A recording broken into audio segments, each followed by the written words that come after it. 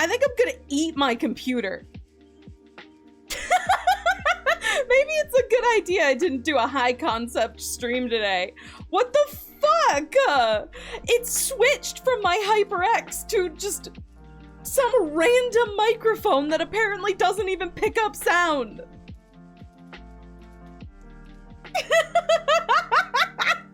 I don't think that would be good for your teeth. That's an episode of the Magnus Archives now that I think about it. Here, before we start the webcomic talk, let me give you guys a recommendation. Oh my god! For something that isn't even a web... Did anyone hear that, by the way? I did not hear it. For something that isn't a webcomic, and that is... What is a hotkey I can... Oh, it's just really quiet. Okay. Oh, what the heck? No, go away. Yeah, probably a good idea I didn't do a high concept stream, because apparently Murphy's Law is in full effect today. I'm gonna... Oh my god! I'm gonna turn my volume up. Oh my god! Okay. Let me know if the music is too quiet. Now I could turn it back up. It could probably stand to be a little bit louder already. Yeah, okay. Yeah, okay. Alright, so, yeah, I had a stream idea today, and then I got stage fright. Because it's a bit too high concept even for me, but, maybe next week we'll do it. Hello, welcome to the stream, welcome. We're gonna talk about webcomics today. I made, what was the idea? No, I can't give you guys the idea, it'll spoil it.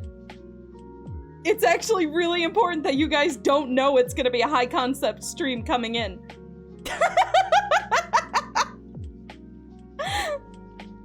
Mystery, yeah! That might be next week. Willow knows what the idea is. They could give you a heads up if you want to know.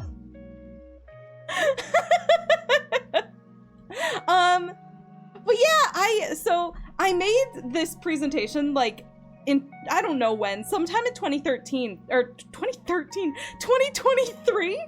So probably like a year ago or so.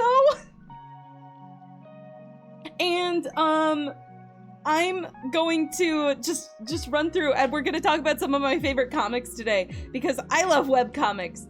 I vaguely mentioned before that I want to make, like, webcomic video essays. It's 2013. It's always 2013 in my mind. If I had, like, oh god, I did download a model of like a 2013 creature. I would have turned myself into the 2013 creature webcomic, wouldn't it? There's such like, there's such a cool and wonderful thing, but they get such a bad rep online because, like, you know, anyone can publish them, so everyone's like, oh, that means that they just suck.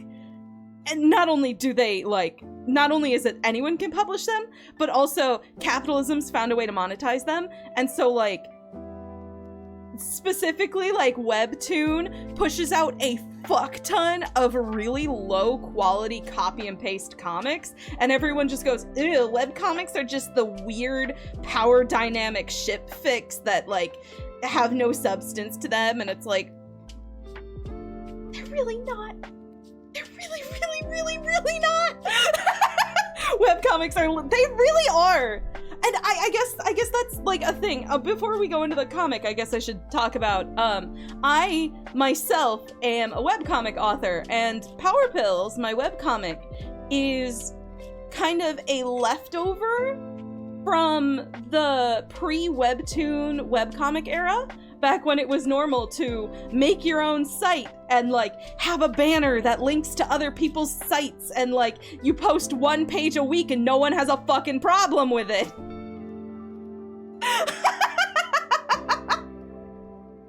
You're not very well versed in webcomics. Ah, yeah. So the thing about webcomics is there are two major markets for webcomics right now. Well, this is in the presentation. I'm gonna switch to the presentation. One moment. A 3, a 2, a 1.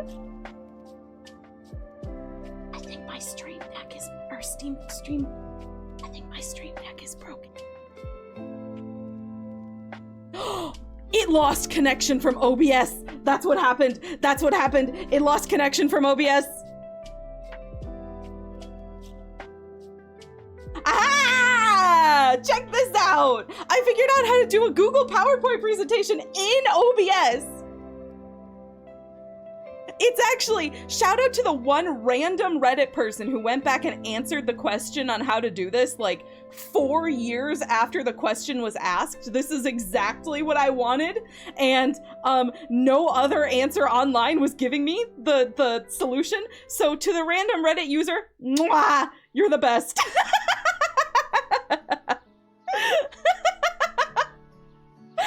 The way that you do it, by the way, for anyone who wants to know, you copy the share link.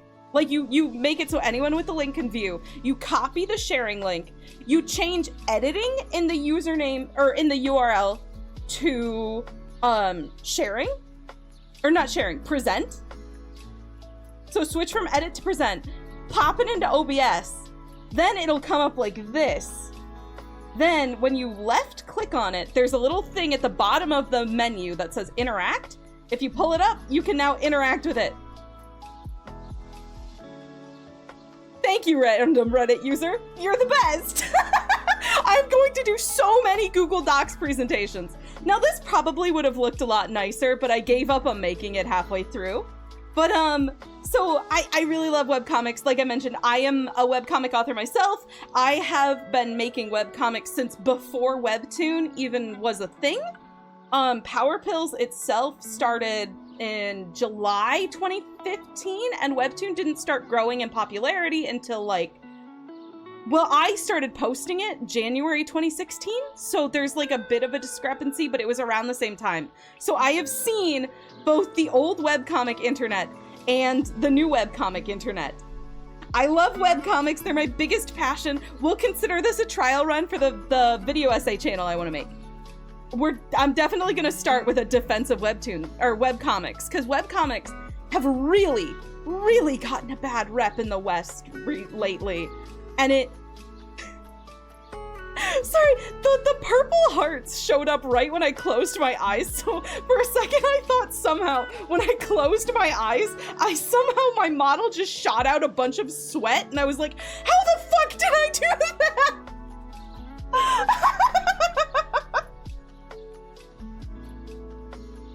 Oh, fuck. Dude, I think I gotta reboot my stream deck. I just tried to take a clip and it didn't work. How do I check my connections? Connections, settings, devices, accounts, open Twitch. Okay, we're opening Twitch, double checking. Profiles, plugins, OBS. Okay, very strange. I don't know. How did I fix this last time? I don't remember. Sweat blast! Sweat blast! Hold on. You know what? I'm gonna reboot my stream deck. Which cord is that?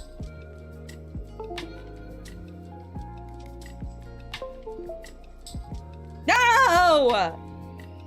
Okay, hold on. Control Shift Escape.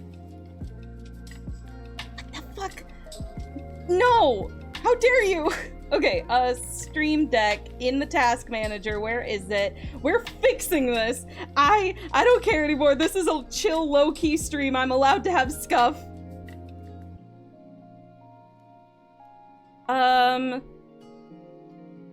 My God, there's a lot of stuff running. I wish you could sort by name. Everything would be so much easier if you could sort by... I tried to click on the name in the list and everything broke. I accidentally overloaded the task manager. Help!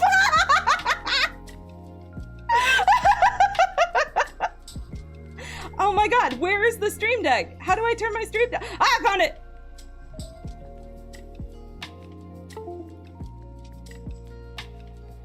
You are shutting the fuck up. Cool. Task manager froze again? No, we're okay, we're okay.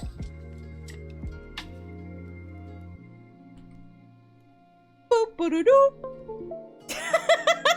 This is extra funny because your internet trash is not loading stream very well. Scuffed in 2 directions. No! God, the internet being trash is such a mood. I have Spectrum. Here, let me just leave the stream for 30 seconds and the technical difficulties will fix itself. I think the Stream Deck rebooting is working because it's just showing like the basic Stream Deck thing. I need to actually reboot it. Hopefully this will fix the connection. If not, I'll just keep talking. So yeah, I love webcomics. They're my biggest passion in life. When I'm not streaming,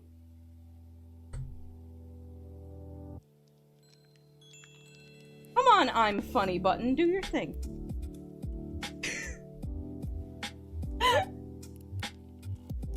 Oh yeah, for those of you who don't know, my clip button on my Stream Deck is called the I'm funny button. Yeah, it worked! Okay, cool. Awesome. We're good to go. So yeah, but like I said, webcomics have gotten a bad rep because one, they're accessible, which makes people like not want to read them because they're like, oh, they're all trash. Am I like lagging really bad? You guys responded to that so late. Okay. Yeah, I want to talk about, I like comics. They've gotten a bad rep because they're accessible. But what people don't know is that one of my favorite hobbies is to go on Webtoon Canvas, sort by most recent, and pick out the ones where the art looks the most amateurish. So like I'll pick out the ones that look a little rough around the edges, like the artist isn't super experienced, and I'll read them. And honestly, some of those are the most charming webcomics I've ever read. Sometimes you've just gotta read bad webcomics, guys. I promise people are actually good writers. Okay, cool. And yeah, like we were talking about, hell yeah! I just did a bunch last night. It is genuinely so much fun because some of these people, you know, they're just getting started, so they haven't really been affected by the, oh, this is what a webcomic has to be. They're more like, this is kind of what I think would be cool to happen in a webcomic, and then they just do that, and it's great. It's awesome. Generally, you could find those comics that are just not really even thinking about trying to do it properly by how amateurish the art looks. I'd probably never share any of them just because I don't want the artists to think that I'm calling them amateurish because that's really fucking rude. But you know, baby's first webcomic is literally the most perfect thing. You're so correct. You're so correct. I think I found someone trying to do like an ARG on Webtoon yesterday. I clicked on a comic, and the entire time I'm reading it, I'm like reading the descriptions and reading the comic, and it's got no views, no ratings, like 3 subscribers. And I'm like, what the fuck? I think this is an ARG. That's fucking wicked, right? God, I love webcomics. Webcomics can be anything. But speaking of webcomics, and speaking of like webcomics being anything, there are definitely 2 very different camps of webcomics. There are Webtoons, which is like generally nowadays when people are like, ugh, webcomics suck, they're thinking about Webtoons. Webtoons in general, so Webtoon is a format popularized in Korea. I actually did a presentation about this in school. That was started as a way to get around censorship in comic publishing. And after a while, you know, as things do, these webcomic platforms started to get profitable. And as soon as they got profitable, comics stopped being something that people do for passion and started being things that people do because they can make a fuck ton of money out of it.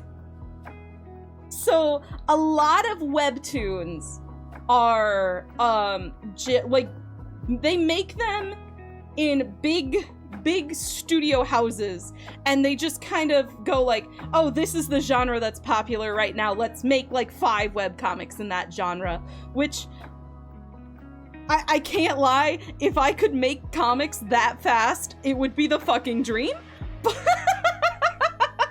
But unfortunately, these companies tend to do it because it's profitable, not because they actually want to. Hi, welcome! I am talking about the difference between webcomics and webcomics, but with a capitalism twist.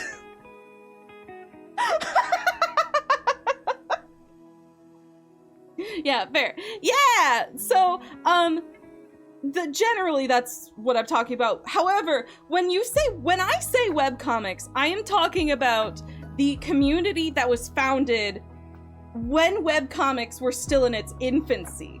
For a really long time before Webtoon came in and kind of gobbled up the market, the way that people would make webcomics would be by hosting it on their own website, which means they don't have to worry about censorship because they're hosting it on their own website.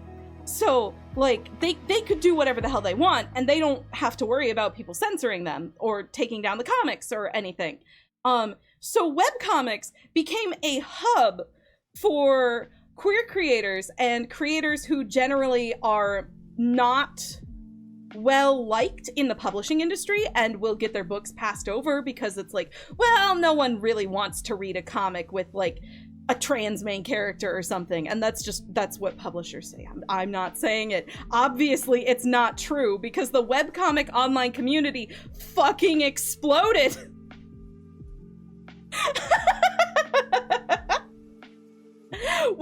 God, I keep trying to start my own website for my webcomics, and every time I realize that it's a bit more complicated than just plopping HTML into a thing, I get scared and I stop. Does anyone have any webcomic code that's just HTML you can plop onto a web page and somehow the web page will turn it into a website? Someone tell me how to do it. Yes, right? Why is web dev so complicated? How do you get the code to code? I don't know. I don't know what I thought it was gonna be like. I guess I was thinking like there's a way to go in and edit the web page by just pasting the code directly into the website, but it's a hell of a lot more complicated than that.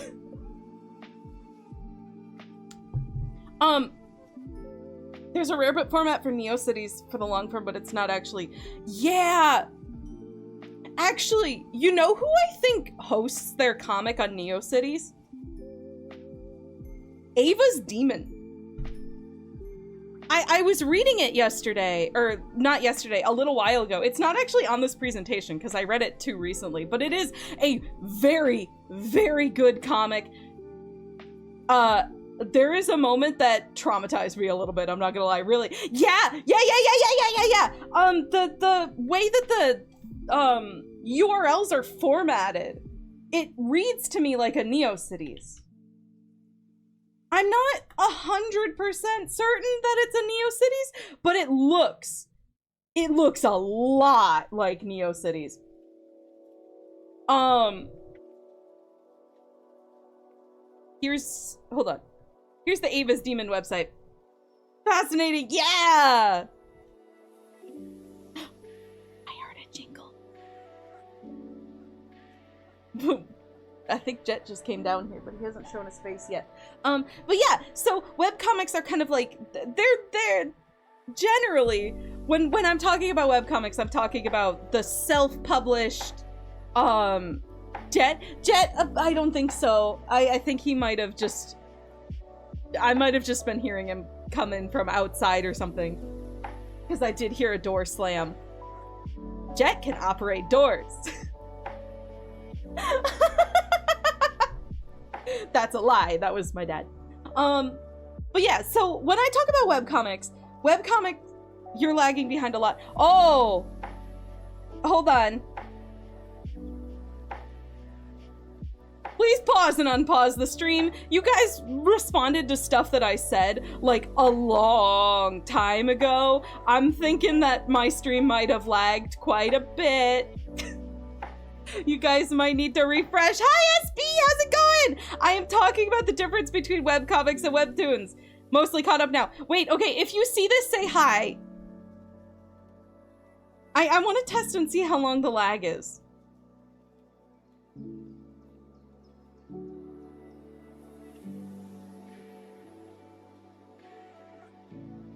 Uh-oh. Oh no! Oh no!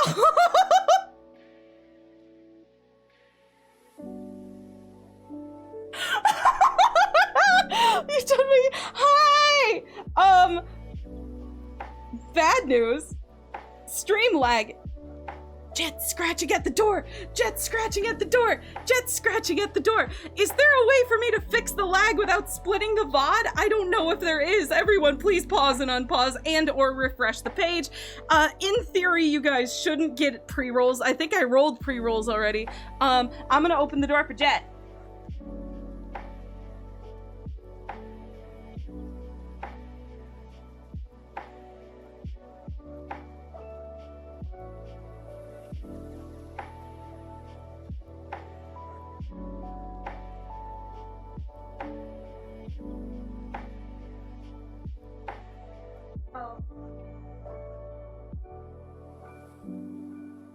He got the door open already.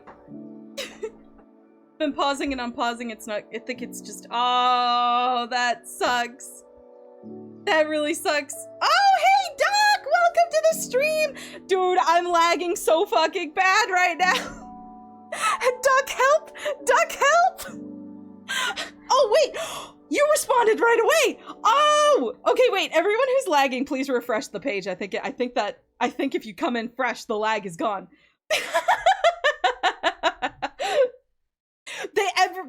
Oh my god, people were like 10 seconds behind me. It's really bad.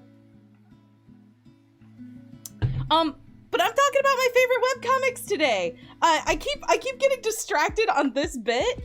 But the basic thing to keep in mind is people do sometimes refer to all webcomics as webtoons, but that is... Okay, here's my test message to see how bad the lag is. If you call all webcomics webtoons, you're kind of falling into a misnomer, because webtoons are a completely different thing from webcomics. Webcomics are just comics that are posted on the internet. They encapsulate everything. Webtoons, in general, are webcomics that are posted to Webtoon. However, people also use Webtoon to refer to the Webtoon format. So, let me pull up an... Oh, fuck. Oh, God. Oh, no. Oh, God. Oh, fuck. Ah! Sorry. OBS had a little heart attack. It's fine. I'm going to pull up an image to show you guys what I mean. So, webcomics generally refer to any webcomic. However, Webcomics 101. Yeah, I'm talking about my favorite webcomics. Thank you for the follow, by the way. Thank you. However, webtoons refer to a totally different thing. Let me try and pick up something that isn't a horribly traumatizing update. It's been really dark in Power Pills lately. So, okay, fuck, oh god, oh my god, OBS is flashing in and out of existence. What the fuck? Help! I think I need to close out of the page for Ava's Demon. So these, in case you guys were wondering how much Power Pills translates into webtoons, these are webtoons. They are super long format webcomics that are specifically made for being read on screens. This is the Webtoon format. I also call it the mobile format. And it is, you know, meant to be read on small screens because everyone is carrying a screen around, but like the screen's fucking tiny, so no one can read anything. However, this, let me see if I can find the same page. I need the page previews to load.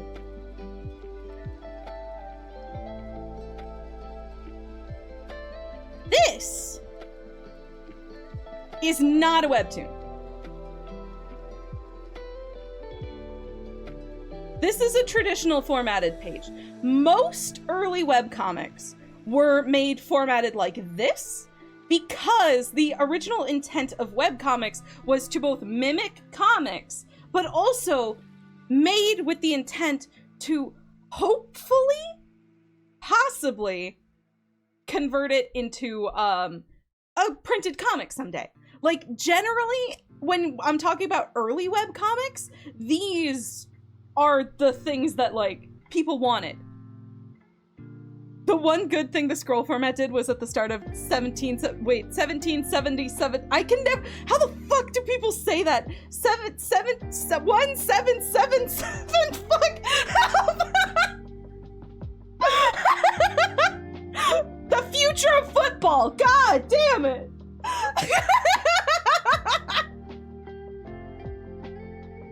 17776, that was also a good way to pronounce it. I was really struggling. Alright, you've got to read City. Yeah. Read City of Blank is on here. I will talk about City of Blank. Do not worry. City of Blank, there's no way it's not on here. It is my favorite one of my favorites. But yeah, so the difference, old school webcomics generally formatted traditionally. They're also generally made by marginalized communities who are utilizing the fact that webcomics are not beholden to publishers and people are allowed to do whatever the hell they want. And especially in the early days of webcomics, no one was publishing like diverse comics.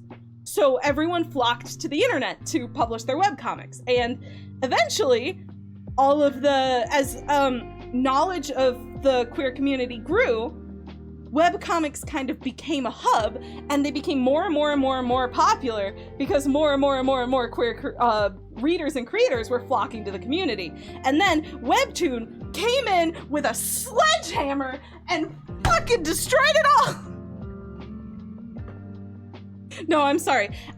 Here's my secret about Webtoon. The spirit of the old community actually does live on if you look for a very specific art style. If you want to make sure that you're finding comics, even featured webtoons, that still hold the spirit of the old webcomic creating community, you need to look for people whose art styles look a little less polished and anime. You want to look for stuff that looks a bit more cartoon inspired, almost, I guess. Generally, that's the rule of thumb. Like I can't quite describe it, but you can tell. You can tell which comics are, like, not from the old community and which ones are. And pretty much every webcomic on here is from the old community, with the exception of maybe, like, one or two. Yeah, you absolutely get what you mean. Yeah, more like my art style when I'm not trying to figure out how the fuck all of the live 2D models that I really like look.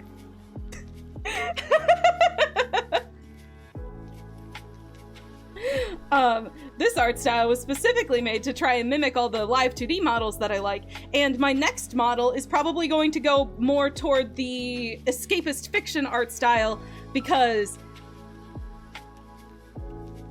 I like escapist fiction right now. Yeah, Webtoon has certainly made it hard to make certain genres. They have to censor things like gore and NSFW. Dude, I hope to God no censors ever read Power Pills. I can't fucking believe I made it through. I can't believe I made it through book 6 without any issue. I live in fear to this day that they'll ask me to take down pages. Webtoon has fucked up so many things. You can make your own presentation about how everything sucks so much. Yeah. That'll probably be something I talk about if I ever do a Webtoon thing. I don't want to like harp on it too much because I would still really like the opportunity to make comics full-time if I can.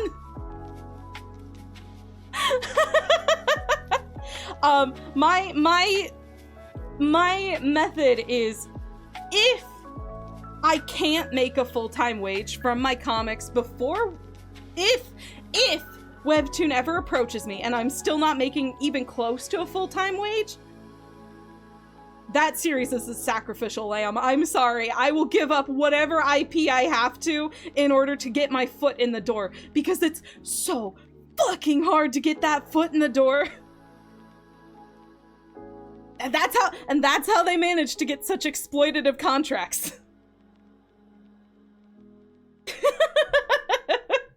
it's really fucking hard to break into the industry, and you gotta take that opportunity. Part of me still wants to wait till get StarX off the ground until Hiveworks has openings. I can't find the applications page on Hiveworks anymore. I think Hiveworks might have just become invite only.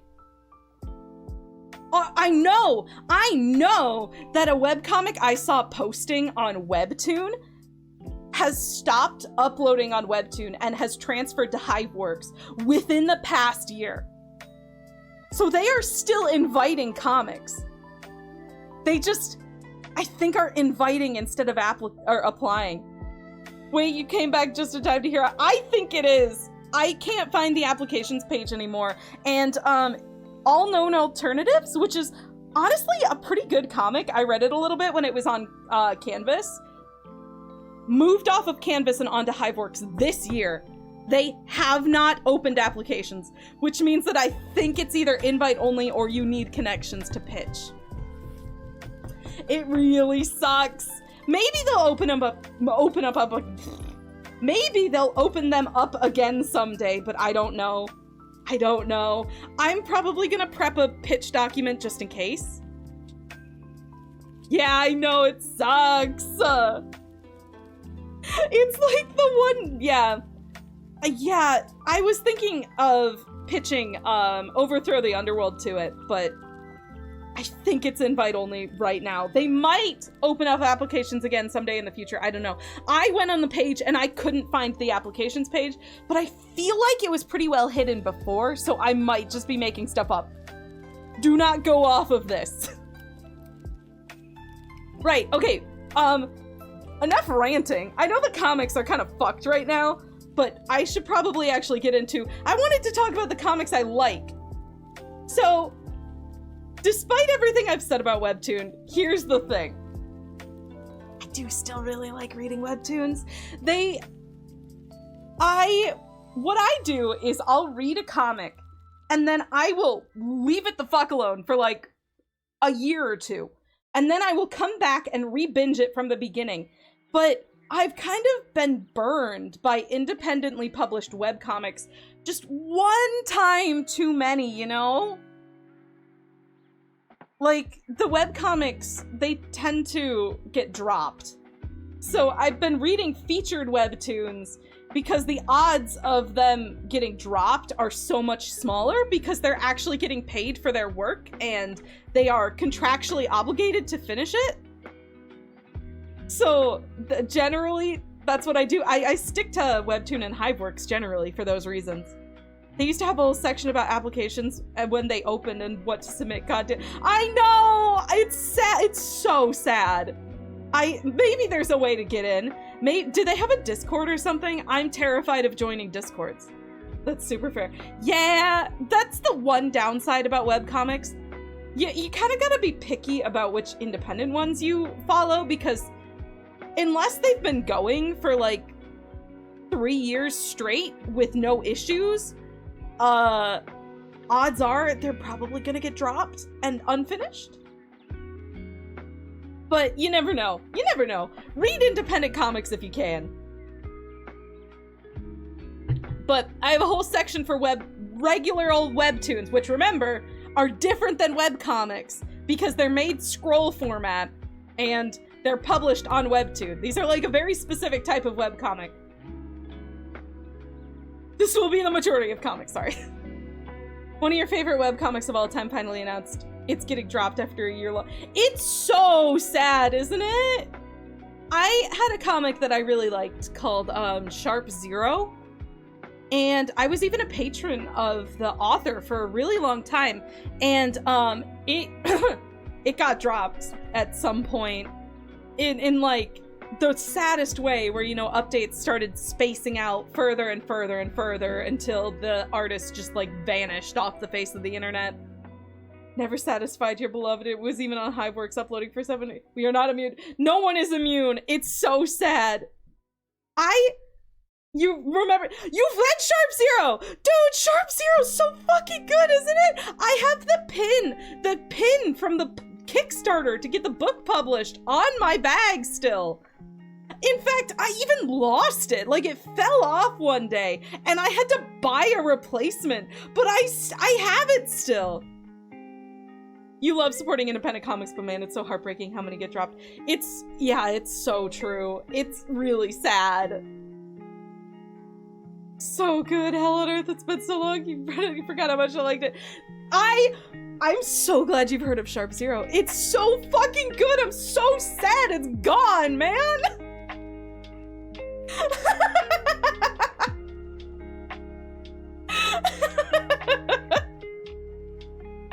It's genuinely a really good comic. It's on Tapastic. I still say Tapastic. But if you guys want to read one of Baby Book's favorite webcomics, it is not on here because it's been abandoned. But it is really good. I was a patron for a while. I supported the Kickstarter. I have the print book. It's really good.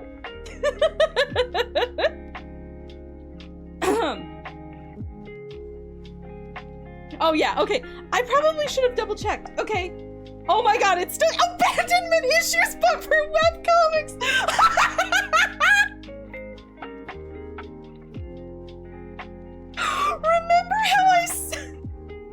Remember how I said I made this in 2023? I forgot that was on there.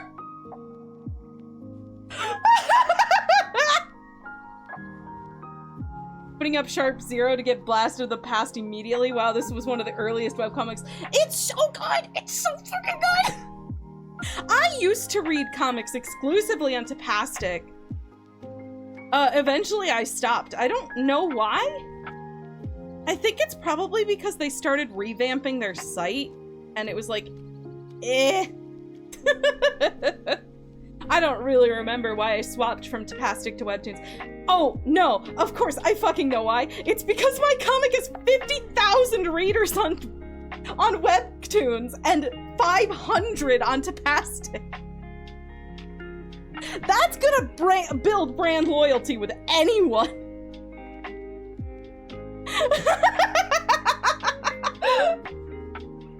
Yeah, so, yeah, that's probably why. The discrepancy is so fucking bad, dude. It's so, so the thing about Tapastic is in the early days, the audience for it was just completely different. You could tell just by reading Tapastic comics versus Webtoon comics that Tapastic's audience was not only older, but, they were also more beholden to the old webcomic community. And Power Pills has a name that sounds like it's gonna be a comedy comic about doing drugs. So no adults want to read it. So the audience on Tapastic didn't want to read it. They had no interest.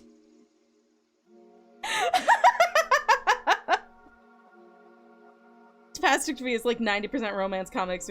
Yeah, they've also fallen into that shovelware Webtoon trap, you know? Webtoon does the same thing. It's just a hell of a lot easier to dig through and find other comics.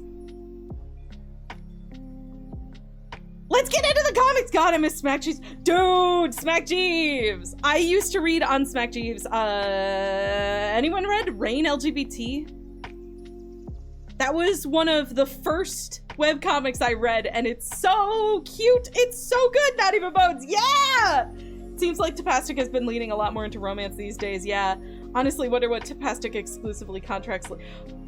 Yeah, honestly, no, Tapastic just doesn't have the same users as Webtoon. It really sucks, because in the early days, I feel like Tapastic deserved it more. But, nowadays, I don't know. They're kind of evening out, if I'm being honest. Man, you need to read. Yeah, so here's the thing. I said that I, do all these, like, read all of these, you know, I read them, then I take a year off, then I binge whatever's back.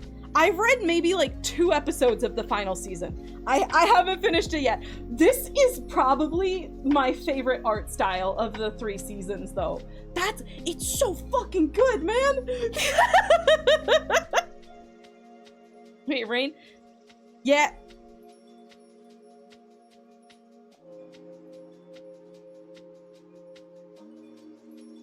Let's fucking go! Seribot just banned a follow bot! Holy shit! Let's fucking go! Seribot's never done that before!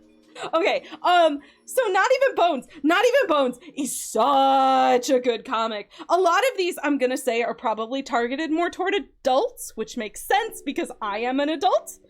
I do have some more family-friendly ones. It's like, went to ban that guy, was like, where's the ban button? You didn't see Seribot got him. Yeah, that was instant! I was wondering why your model just went, yeah, their message took up my entire fucking screen, and I saw it pop out of existence, pop back into existence, all crossed out, and I was like, what the fuck was that?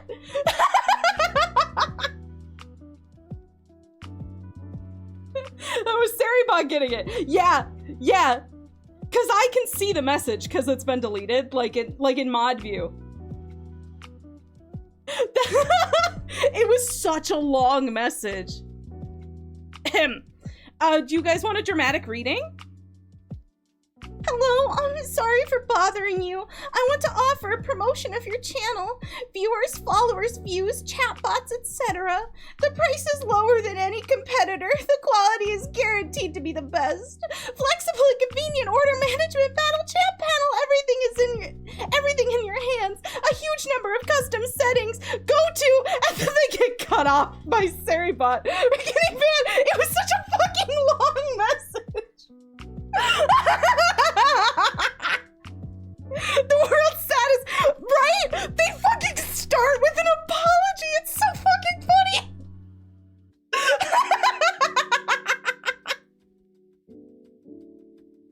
Okay, right. I want to talk about Not Even Bones. So I guess for each of these comics, I'll give a little plot summary, and if anyone has read them, we could talk about it a little bit. So I'm behind on Not Even Bones. I've heard it's ended. I haven't gotten around to reading the ending yet. I should though. So Not Even Bones is a very dark story about a daughter of a black market vendor. And in this world, mythical beings are real. And the black market is specifically for selling bits and pieces of these characters' bodies. It ended. Yeah, it's done. It's over. In fact, the author, Rebecca Schaefer, has started a new series, and the artist is someone I have been following on Tumblr for, God, probably like at minimum 7 years. I'm so fucking proud of him, man. I can't believe it. They get to work with the author of one of my favorite series. But yeah, so fair warning if you're curious about it, it's pretty gory. It's very gory. It's definitely like I would say R-rated. I'll mention if these comics are R-rated, I guess. Right, I was talking about the black market. So the thing about this girl is she is also a mythical creature. She has powers. And so one day, she gets kidnapped by black market vendors. And she is now stuck in the black market, having to escape and try to, I don't know, figure out how her life should go. What exactly is her goal? To not die, mostly.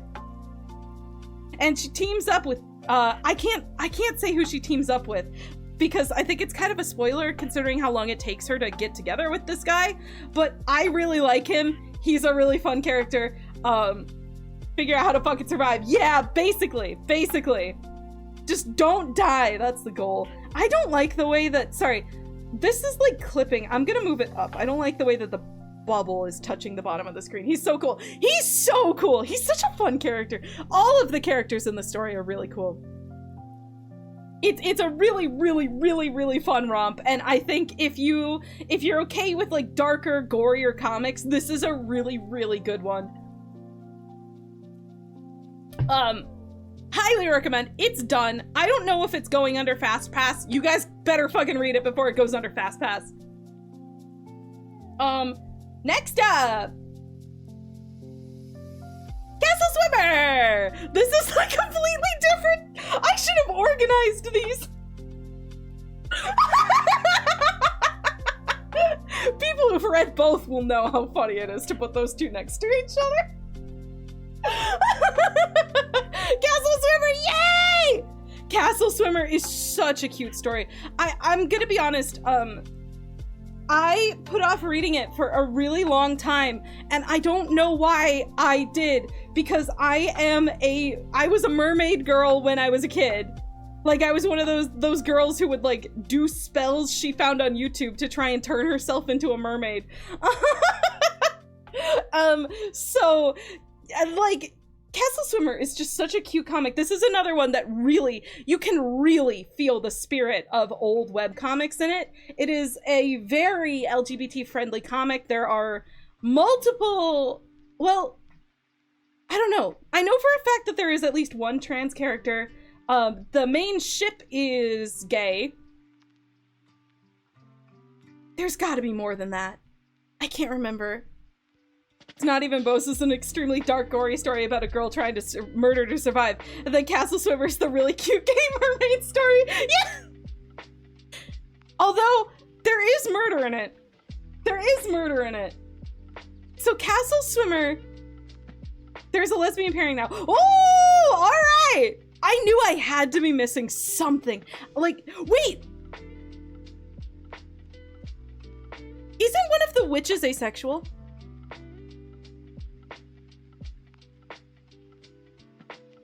I feel like that was a thing that got focused on when she was telling her backstory. Oh yeah, I can't believe I forgot that one.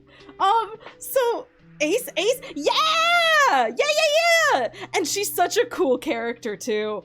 Ace, if I remember correctly. I think so. Oh snap, Ace rep, yeah!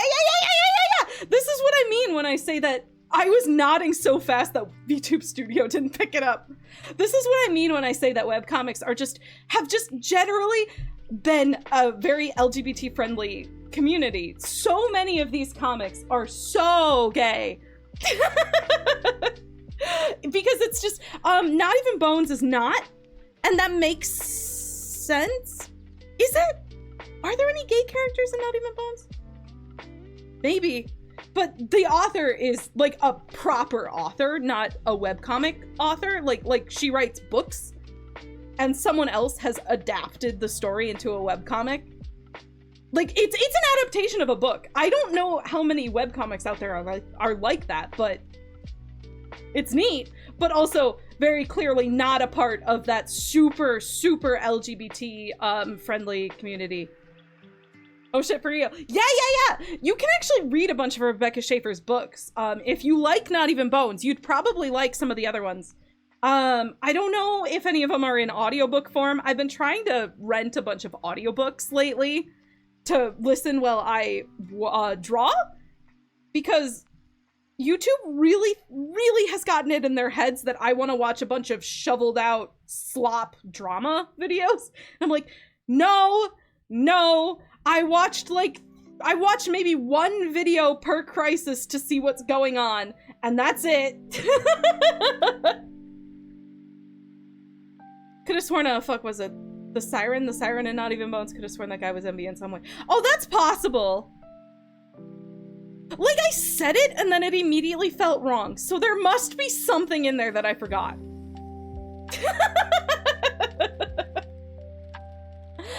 But yeah, no, Castle Swimmer is a really, really cute story, and a really, really interesting story. The plot is so interesting. So this guy here, his name is Kappa, and he is a creature mermaid guy who was spawned from the ether with the sole purpose of being the prophecy guy.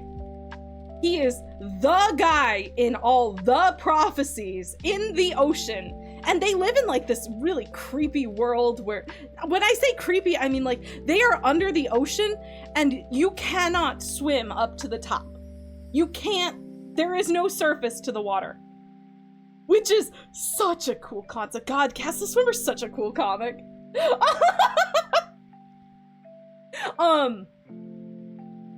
But like, his job is just to swim around the ocean, completing prophecies.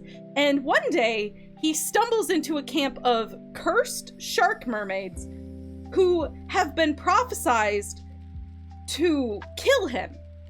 Basically, the sharks are cursed, and their prophecy that Kappa is supposed to fulfill is that the shark guy, the prince of the shark, Siren, will kill Kappa and save the shark people of their curse. However, Siren doesn't want to fucking kill anyone. So it's a story of Siren trying to figure out how to beat the curse without killing people. God, there was so much. It's kind of haunting and gloomy in a dystopian way. It's really, really interesting. The world is so cool. There are definitely some comics that I'm going to be on here like, guys, the world is what makes it. The world of Castle Swimmer is so interesting. And also the characters are really fun. But the world, dude, the world is so fucked up. Not fucked up, but it's like spooky. It's haunting. It's haunting, but it's hidden under this bright, happy, cheerful story, and it's so interesting.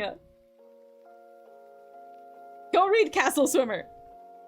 Okay, next comic. This one's a gimme. This is also going to be a divisive comic. People either like it or they really, really don't. But Unordinary.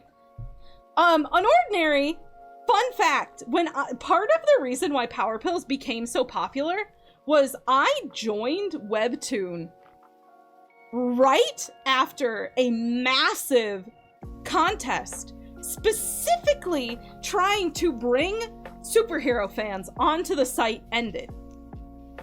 And so Webtoon was actively trying to push superhero comics, and that's why they decided to promote Power Pills as much as they did.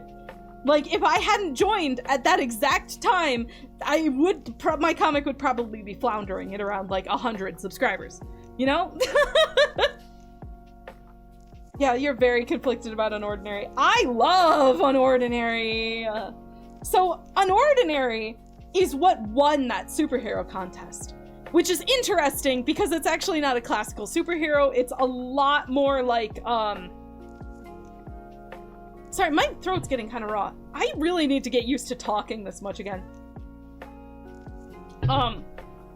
Unordinary is what won the contest, even though it's more of an anime style, where, like, everyone in the world has superpowers, and this one guy does not. Oh, hydrate. Okay. Hydration taken! So, Unordinary. Oh god, oh no. Hydrate. Hydration taken! Unordinary is the story of a guy named John who does not have any powers and who is uncharacteristically unafraid of people with higher power levels than him. He has also somehow managed to befriend the most powerful girl in school, whose name is Sarah.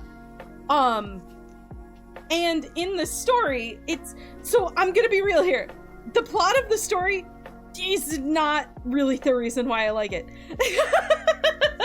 It is entirely how the comic is framed. So it won the superhero contest, right? And so Webtoon really pushes it as a superhero comic, but superheroes are not a massive part of the story.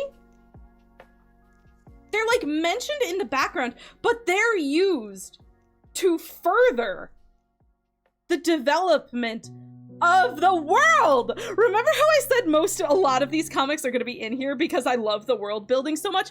Unordinary's world is so fucking interesting. And the way that Urutan has decided to show how the world affects its people is so fucking interesting. Okay, so Unordinary is a world where everyone has powers, right? And everyone's power is quantified by a number. So if you have no power, you are a 0. If you have godlike power, you are a 10. And in this world, you need to fight, like literally fight, to get anything you want. Which means that those who can't fight are stuck at the bottom forever.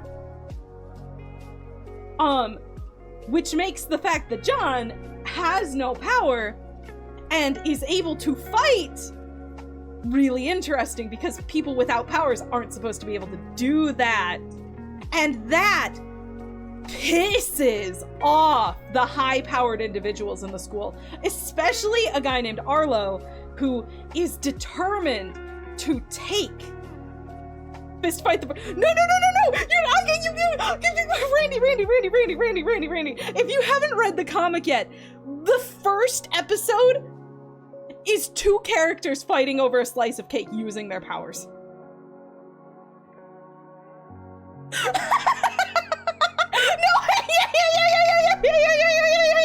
Yeah. The world is fucking nuts. It's so cool. And as the comic goes on, you kind of learn that the society purposefully does its best to control the high-powered individuals to the point where every single one of them develops neuroses. Like, every single one of them develops some kind of perfectionism complex for one specific idea.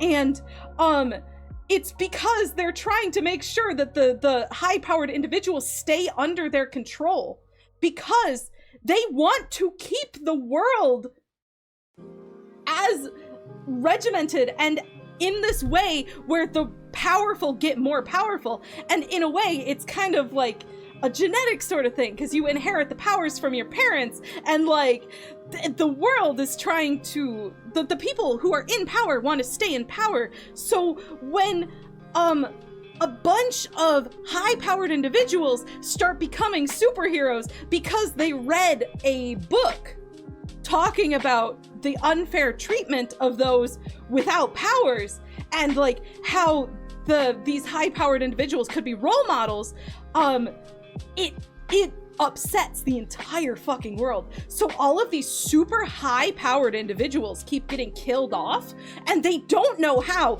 because that shit's not supposed to be able to happen. But the world doesn't care, because these are high-powered individuals who are trying to help the poor and misfortuned. Unordinary is a person versus society story disguised as a person versus person story. And it is so fucking good!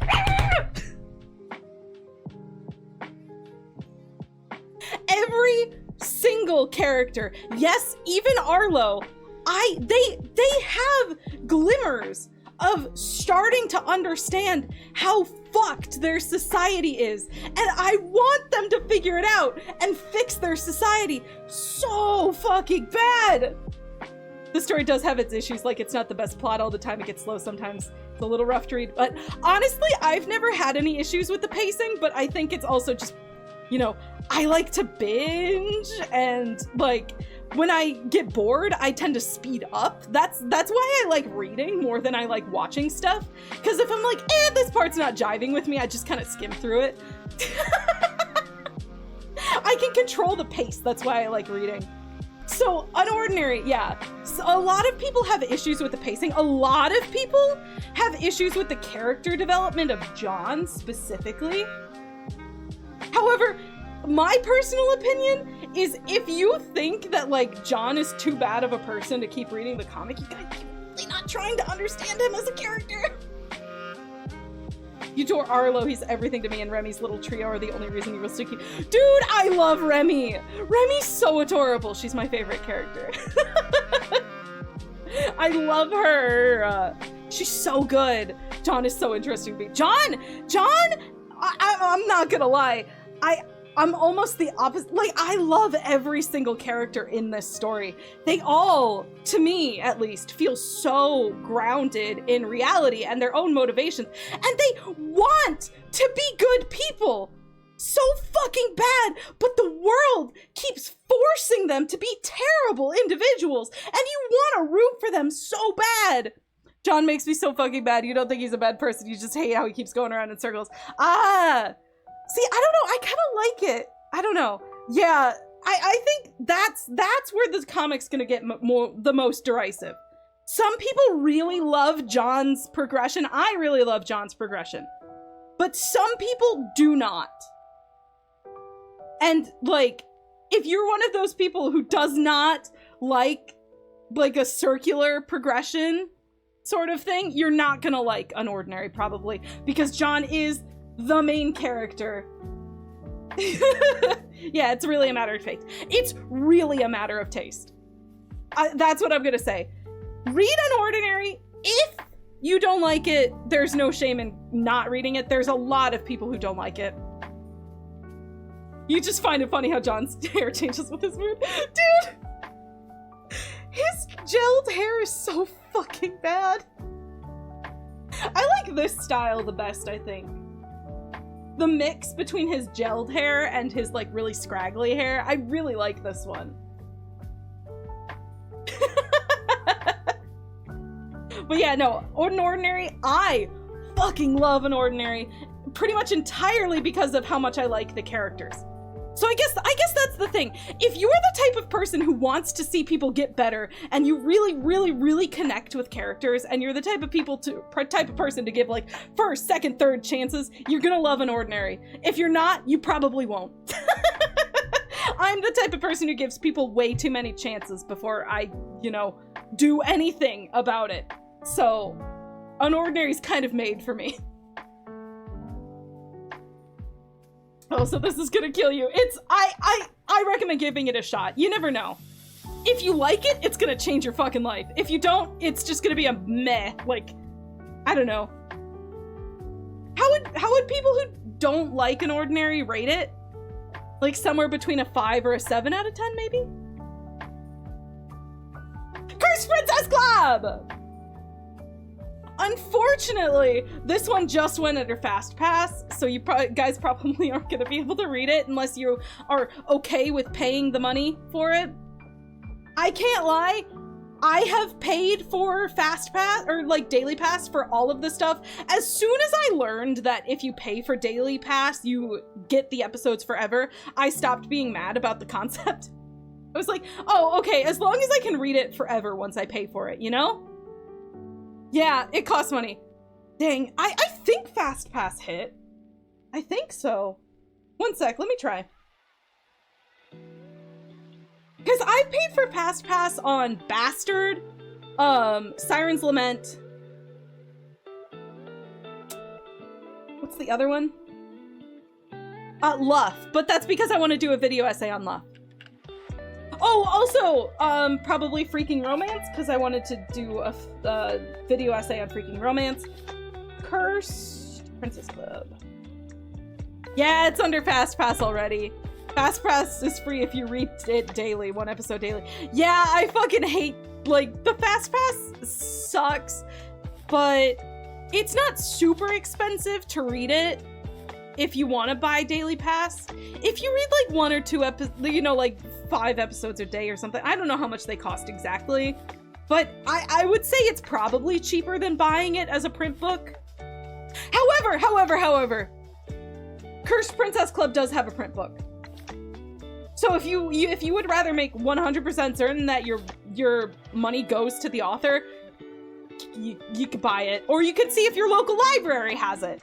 If your local library doesn't have it, request that they get it, and then you can read it for free however many times you want. Made sure to read all of Cursed Princess Club the moment it ended because you knew it was going on Daily Pass too, and glad you did because the whole thing is still pretty fresh in your mind. Oh, yeah. I'm pretty sure it's one of the ones that's getting like an unscrolled adaptation. So like it's being published by Webtoon themselves. Your local library loves comics, you will definitely check. Awesome! I don't know how to submit a request to the library, but if they love comics, then they'll probably get Cursed Princess Club. Cursed Princess Club is such a fun series. It is such a fun time. It is a world that's like fantasy-esque. However, there's just like inexplicably super modern stuff in it, you know? Like one of the first scenes is a waffle bar, even though they're set in like a medieval castle.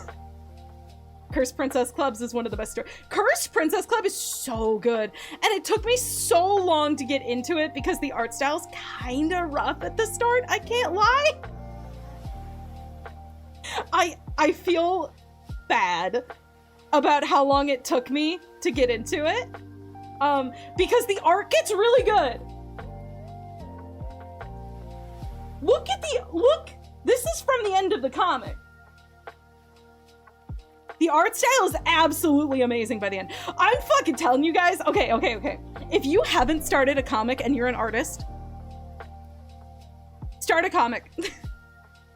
Your art will improve so much, so fast, and Cursed Princess Club is the perfect example of that. Because, like, the art style for Cursed Princess Club was good at the start, but the author definitely had some weaknesses, specifically with, like, showing emotion in faces. A lot of the facial expressions at the start of Cursed Princess Club are very, you know? But by the end, those weaknesses are gone. Like, you improve so much. Start a comic, you get good at art so fucking fast you die. No, literally.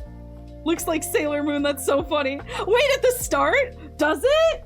It is a very anime-inspired style. I should probably talk about the plot. So Cursed Princess Club is about an uncursed princess whose name is Gwen. And she looks like this. So you would think maybe she's cursed. But, you know, her dad has agreed to an arranged marriage with the king of a neighboring kingdom. And so each of her and her 2 sisters are getting paired up with one of the princes from the neighboring kingdom. Fuck, how do I describe this? Gwen overhears the prince that she is matched up to marry say that he doesn't want to marry her because she's ugly. The thing about the Cursed Princess Club is not the Cursed Princess Club. The thing about, I'm gonna call them the Pastel Princesses because that's the kingdom they're from. The Pastel Princesses have been locked up in their castle their entire lives. So Gwen has no fucking clue that she is not up to societal beauty standards. And this shatters her world. Like, she has to rebuild her self-confidence from the beginning. And she, after hearing this, runs out of the castle and accidentally stumbles onto the clubhouse of the Cursed Princess Club, which is a club full of other princesses who have been cursed and were locked away from society by their parents. And they, thinking that Gwen is cursed, kind of, let Gwen into the club. And it is the story of how all of these cursed princesses are learning to rebuild their self-confidence and get over past traumas and their everything together. And it is a really, really sweet comic. It's really good. A really good character writing, really funny. The world is so fucking funny. I love those sorts of it, like Shrek style worlds, you know? Where there's just like inexplicably modern shit in it for no reason. It's fucking incredible. It is. And also like all of the kingdoms are named after clothing styles, which is just like a slightly amusing touch. Like, so she's, you know, she's from the Pastel Kingdom. They're marrying the Plaid Kingdom's princes. There's the Lace Kingdom, the Gilded Kingdom. What are some of the other ones? I would. It's just Shrek. You didn't even think of that. It's Shrek. It's just a Shrek style world. Yeah. And it's really good. And also, there is at least one gay relationship in it. When I fucking tell you that relationship seemed like it was going to happen, I was cheering, man. I was rooting for it. I was so happy. Monochrome, polygon quilted. Yeah. Yeah, so the world is great. The characters are really fun. It is a low-key, but also really, really well-made story. Rough art at the start, but keep reading. It gets better, I promise. So happy for them, 100%. Oh god, so true. I knew that the style reminded me of something. I'm glad that I remembered just in time. Okay, we're here with another adult one. This one's definitely 18, well, not 18 plus, but like R-rated. You know, there's a lot of focus on like heavy topics, and also like they do go to a scantily dressed drag bar at one point and stuff. So like it's definitely 18 plus. Not 18 plus. There is nothing 18 plus in it. Sorry, it's R-rated. 16 plus. Wait, you guys have never read Oh! The Croaking is another one of those ones that I love because the world building is so fucking incredible. So it's mature. It's mature. Yeah. That's a good one. That's a good way to describe it. So this is another one that's definitely like old webcomic where it's very LGBT. Everything is like super, you know, open-minded and shit. Like there's a major character of the story is a drag queen. Like bearded drag queen running a drag bar, and like they go visit her all the time. Like it's one of those types of LGBT comics, which is great.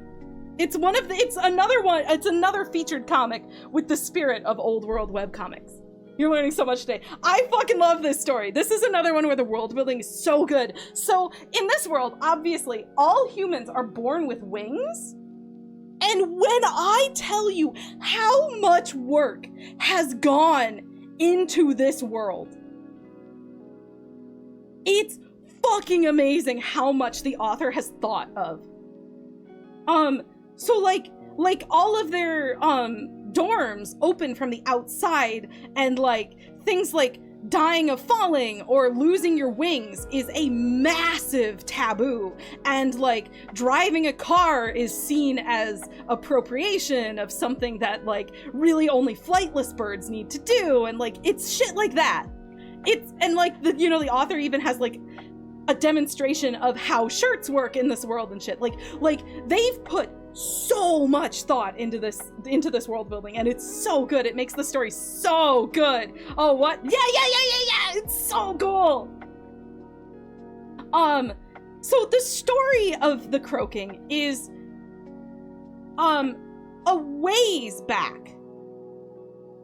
Corvids tried to rise up against the society and have like a revolution. And ever since then, all Corvids have been shunned to the slums to kind of fight to survive, and, you know, they're not really allowed to do anything. And so, when Skra, the guy in the bottom, goes to a military academy, a crow being admitted into a military academy, the world or not the world, but the people at this academy, which are upper echelons of society. A lot of the people who get in tend to be birds of prey who are really highly thought of. They're fucking pissed.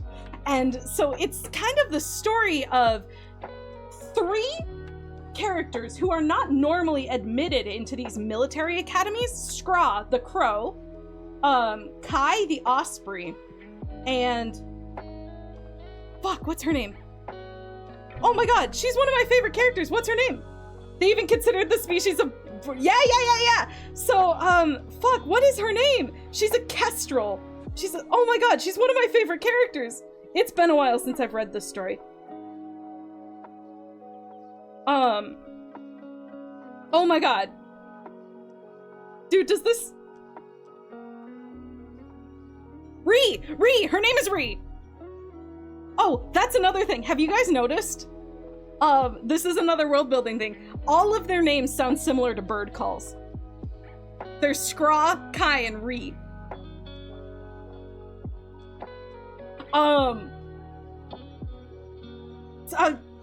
And so, like, they're trying to kind of prove their place in the world. And all 3 of them have some shit in their past that need to be unpacked.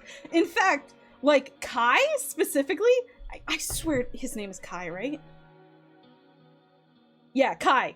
Every time his past is mentioned, it gets really dark. And this is a world of, like, complete inequality based off of the bird species of your wings. So, there's, like, there's just straight up eugenics in it at one point.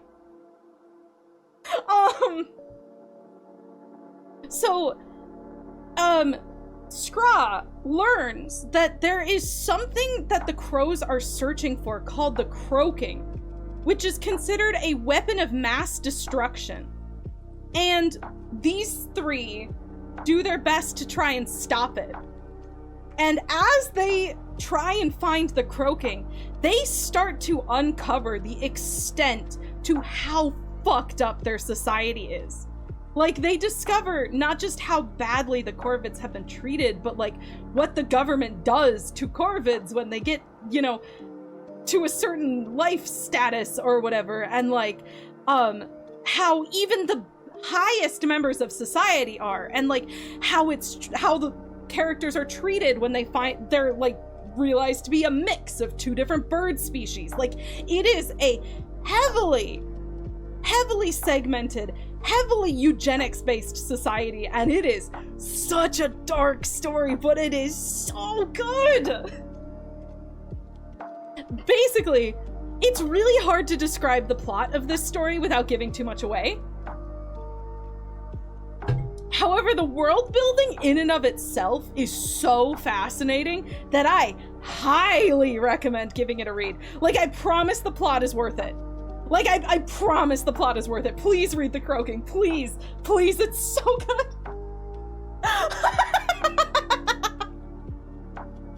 Genuinely one of my favorite, like, one of my top 5 favorite webcomics.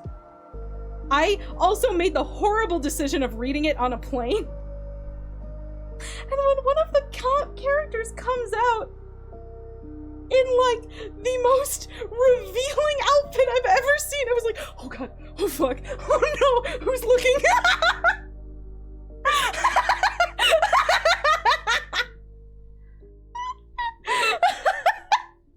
Adding it to the list. Yeah, read it. Oh no, yeah, oh no, exactly. It was like, it was a massive uh-oh moment. But also, I read it for the first time on a plane, and I'm so glad that it was the comic that I decided to download because I was hooked. It distracted me for the entire plane ride. It's so good. 10 out of 10. Do read.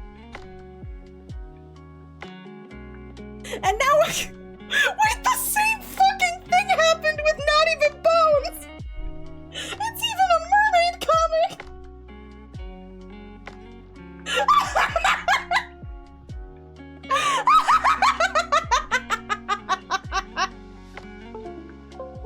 What was that?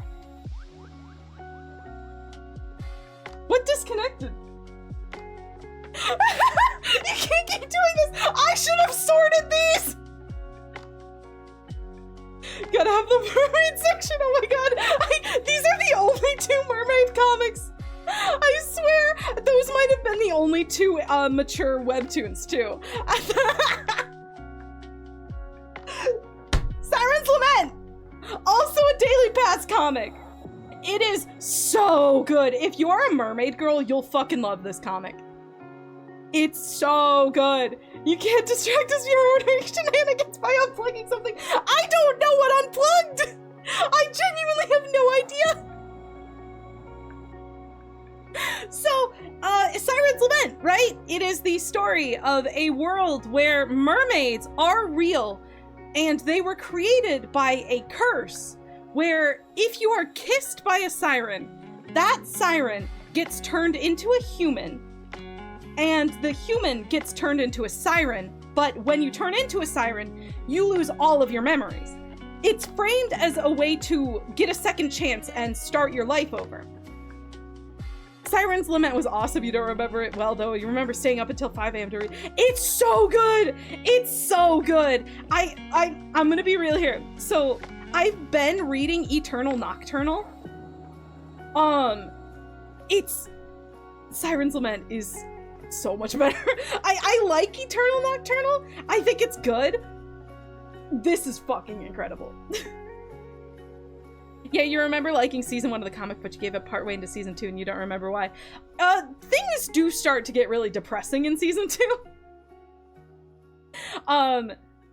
But so, yeah, the story of Siren's Lament, it is a different mermaid story in that the main character, Lyra, the girl here, gets kissed by Ian, the siren.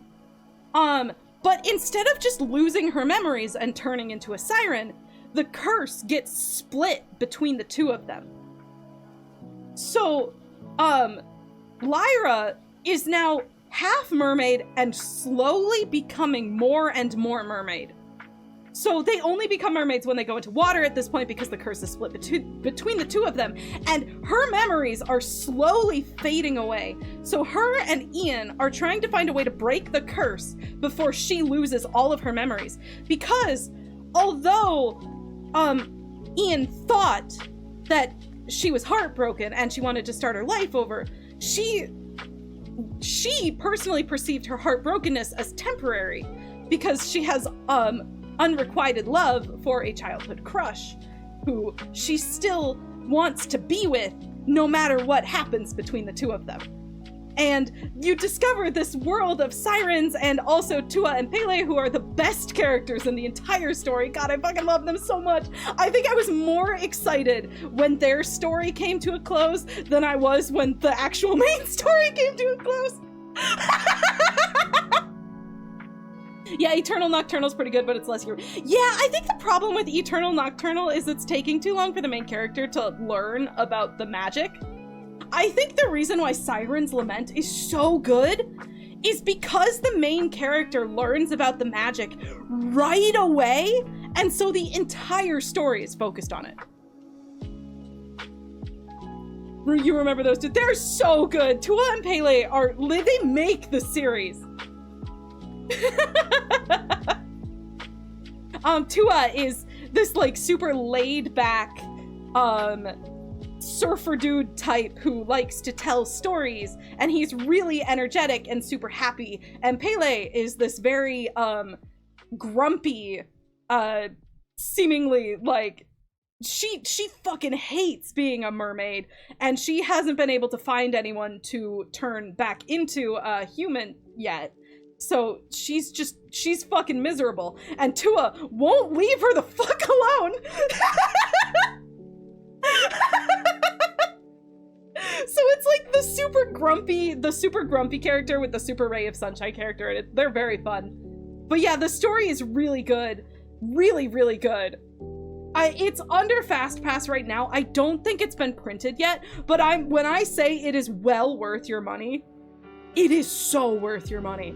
I swear. Also, I'm just gloating because my favorite ship won in the end. The other nice thing about Siren's Lament is that there's a love triangle, but it doesn't really feel like one. Like, it's very obvious what's going to happen, and the story is more about getting the main character together with the character that she's meant to be with, and the other character in the love triangle is really there for support to try and help her get together with the person. So yeah, really does feel like it does. There's no competition really ever. And also, the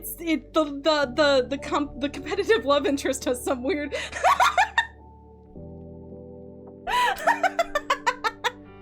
I don't want to get too into why the love triangle was a thing, but it does get explained in comic, and the explanation is really interesting. Okay. It's a love triangle, but it's not used for drama, it's just, yeah, it's used for like advertisement, basically. I told you it was in here. City of Blank! This one is probably my actual favorite webcomic right now. It is so good. So City of Blank is the story of this is another one where the world building is just so fucking good. So it is a universe where the entire world is haunted by these things called blanks, which are these semi-solid beings that have no face. When I say semi-solid, I mean you can't touch them. You can walk right through them. You can't touch them unless you go outside without a mask on. If you encounter a blank without a mask on, the blank will drop everything it is doing and it will like rip your face off of your head. You actually fully cut up in this yet? Oh my god. I haven't read it in a while. I'm waiting to gather stuff before I re-binge. It's so good. So, yeah, what happens when a blank steals your face is they kind of like gloop it off. It's not like graphic. When the person is left with just like a sheet of blank white nothingness and they slowly suffocate to death, if you are unable to puncture the area of their jaw that, you know, opens up their esophagus. Yeah, face stealers. And so when a blank steals a person's face, what happens is they, over time, slowly become that person. Like, the face will start to spread across the rest of their body, and they will start to gain the memories of that person. And, like, over time, you know, these blanks will just assimilate, become that person. Meanwhile, the person whose face they stole may or may not die, depending on if anyone knows how to reopen someone's esophagus once their face is stolen. So, oh my god, what, right? Dude, the blanks alone are the reason to read this. And the thing about blanks is, it's fucked. It's really fucked. And the people in this world hate blanks for good reason.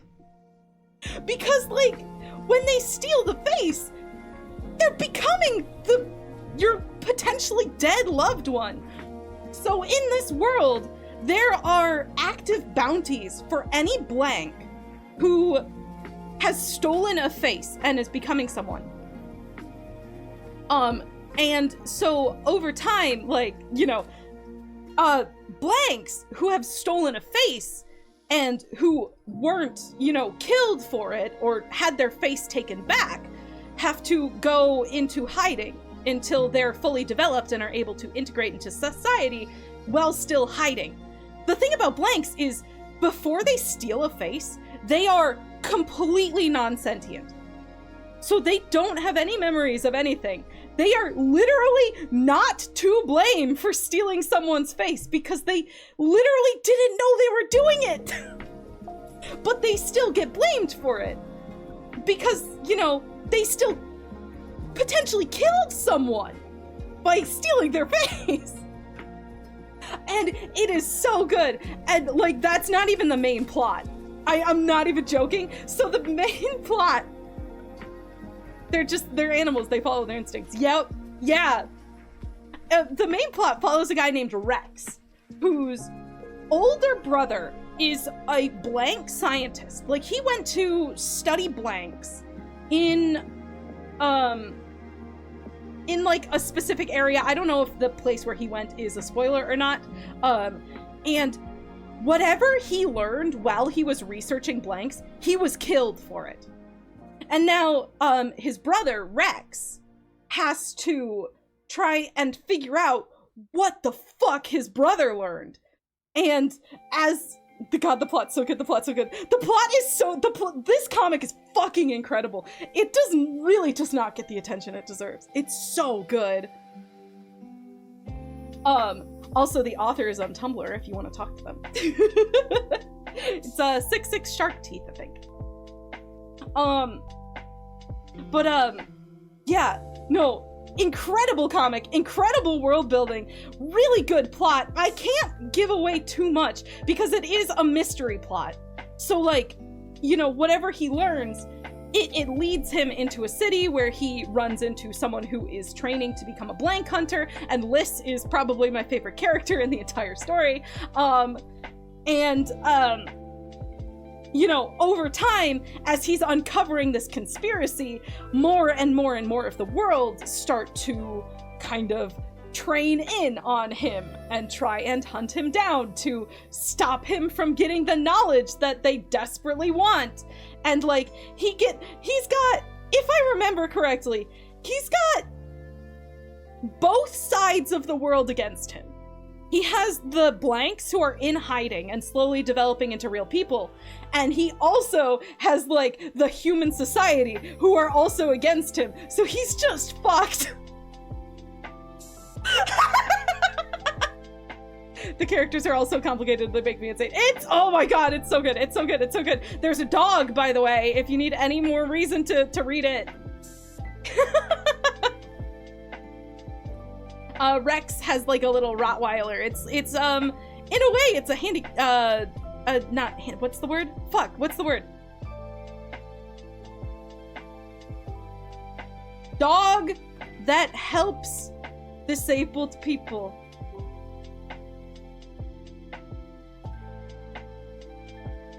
Service dog, thank you, I could not remember. I kept thinking emotional support dog, and I couldn't remember. Thank you. Yeah, the dog is essentially his service dog. Although it's a very poorly trained service dog. Space Boy! This one is such an interesting one because it is one of the oldest comics on Webtoon. And it is also by someone who very clearly has experience in webcomic or comic creation outside of Webtoon. Because this guy, I don't know what magic he pulled, but he was able to negotiate a really fucking good contract with Webtoon. His episodes are so much shorter than regular Webtoons. Because he knew what he was fucking doing when he was negotiating a contract.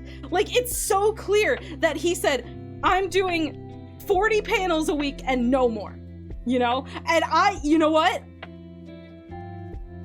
My tongue wants me to say I stan, and my brain doesn't want me to say that.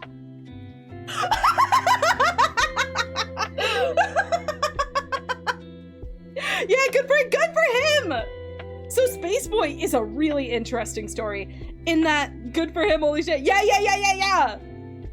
No, I, like, literally part of the reason why I support this comic so much is because it's so clear that the author was able to negotiate some, like, gold contract. It's so good.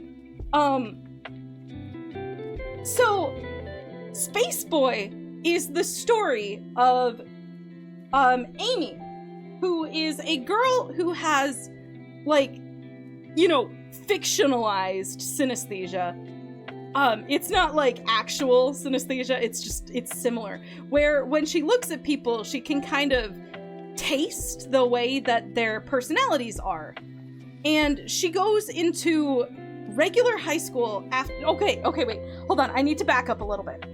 So she was born and raised on a space colony out in the middle of nowhere. Did my internet or his book that is making me... I haven't seen any dropped frames. It's possible that I'm lagging? I think it helps that it's an older webtoon too. Contracts seem to have just gotten worse with time. That's so true. Yeah, no, that's really true. Well, they're also able to pull in non-experienced comic creators too. So if someone tries to negotiate their contract a little too much, they'll just be like, well, we have someone else. You're consistently 8 seconds behind, so I can't tell you, Willow. No! What the heck is wrong with my stream today? I think the only way to fix it would be to stop streaming and go back. God damn it.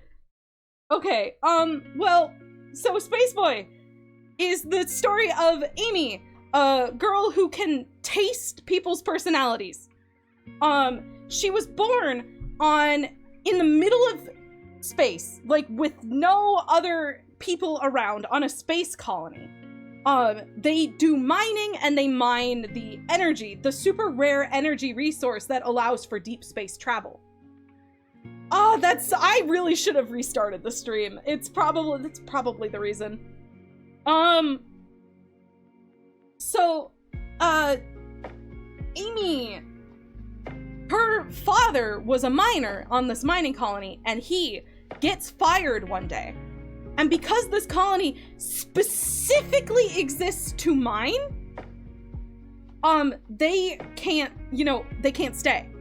So she has to move away from her friends, her school, her entire life, and go back to Earth. But here's the thing. Even though space travel is incredibly fast nowadays, it is still not instantaneous. So in order to travel back to Earth, she has to be put into cryogenic stasis for, I don't know how long, 25 years? Something like ridiculously long like that. And so she arrives back at home, and all of her friends are adults, and they have kids, and their lives have gone on without her. And she has to start completely from scratch. And so when she goes to a human high school, she starts to make friends or whatever, and then she runs into this boy who she has been advised to stay away from, and he does not have a flavor, which is really important because she is kind of able to tell, what everyone tastes like. So she wants to find out what the fuck is up with this dude. And I don't know how much I can give away, but let's just say that guy's been through some severely traumatic shit, and he, in order to cope, has locked away his real personality. And it is, as the story goes on, for the first, and I'm not even joking, I have an omnibus of, the first 4 books or something. It does not even get to this point. So it starts as a regular old high school drama. And it's very old school comic, it almost feels like you're reading Riverdale. I shouldn't call it Riverdale. Archie Comics. It almost feels like you're reading Archie Comics. It's like that kind of high school story. But then, in the middle of the series, it makes a hard right turn to just straight up existential horror, and there's a full-on sci-fi creature who is doing something, and it has something to do with a conspiratorial secret society that the world, doesn't know about. And one is I can't say too much about the hard pivot because it happens so late in the story. I don't want to give away what happens, but just know that Amy's ability to taste flavors comes into play, and she's able to help people get over this trauma that is represented by this eldritch being that exists, and it's so fucking cool. And there's like just straight, it's so good. It's so good. It's so good. It is a high school drama that hard pivots into just full-on existential horror, like midway through the series. I am not joking. I can't describe it. It's so good. You just have to get to it. Let me double check when it happens. Space boy. The pivot happens in episode. Oh, it's actually not as long. It doesn't take as long as I thought. The pivot happens in episode.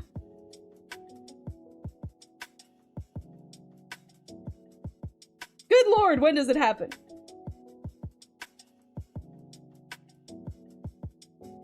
Hold on, I've got to scroll through a bunch of episodes. I need to find the event.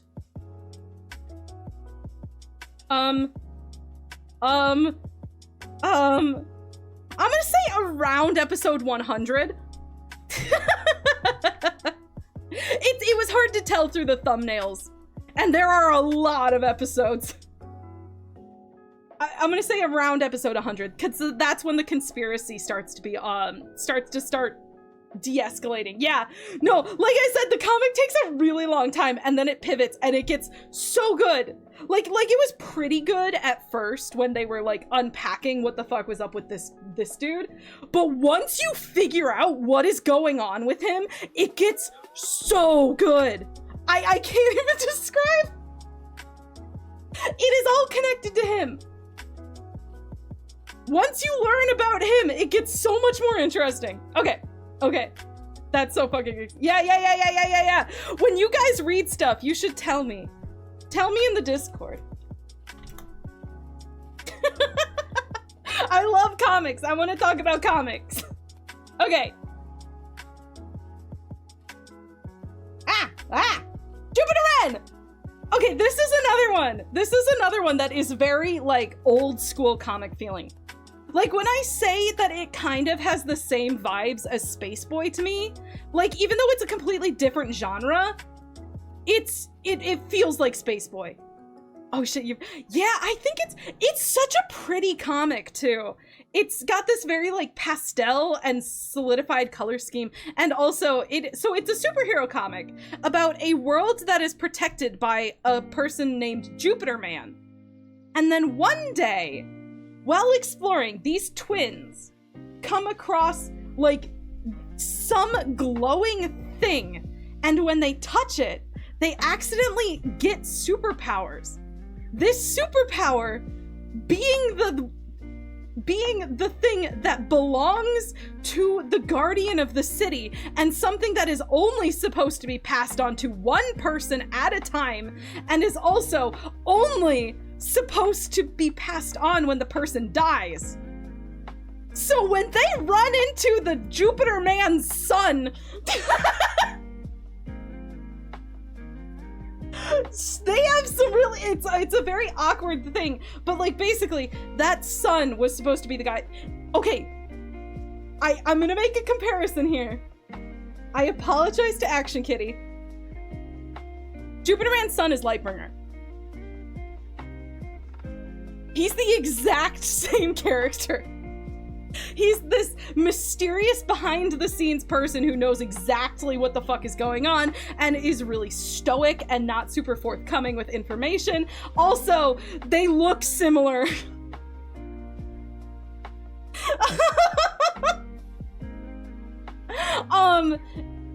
So...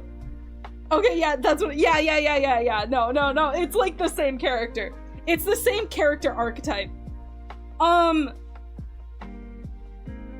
It's completely by coincidence, I should say. I don't think Jupiter Man was even really out when I started Power Pills. So, they copied me. I was trying to sip my tea like I was, you know, spilling some information, and then I choked.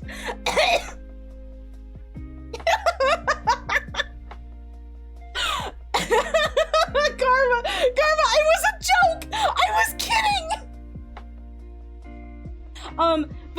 So there's some like weird, not weird, but like when I say weird, I mean it in a good way. There's like multi-dimensional shit that goes on with this comic. As in like multiversal travel and like powers come from a much more complicated system. And what I will say is the author does put a lot of effort into specifically making everything feel realistic and have like a reason that it exists. Like it's not like Power Pills where I'm like, guys, the masks just work because it's a superhero comic. They like actually have explanations for shit like that. And it's very clear that they really like world building, like, and like making stuff realistic, like a hell of a lot more than I do. Neat. Yeah, it's a really fun comic. Jackie is so cute. I'm obsessed with Jackie. Jet! Jet! Wait, come back! Get Jet! I saw him walking away out of the corner of my eye. I don't know how long he was there. Dad! Oh, I missed him. That's so sad.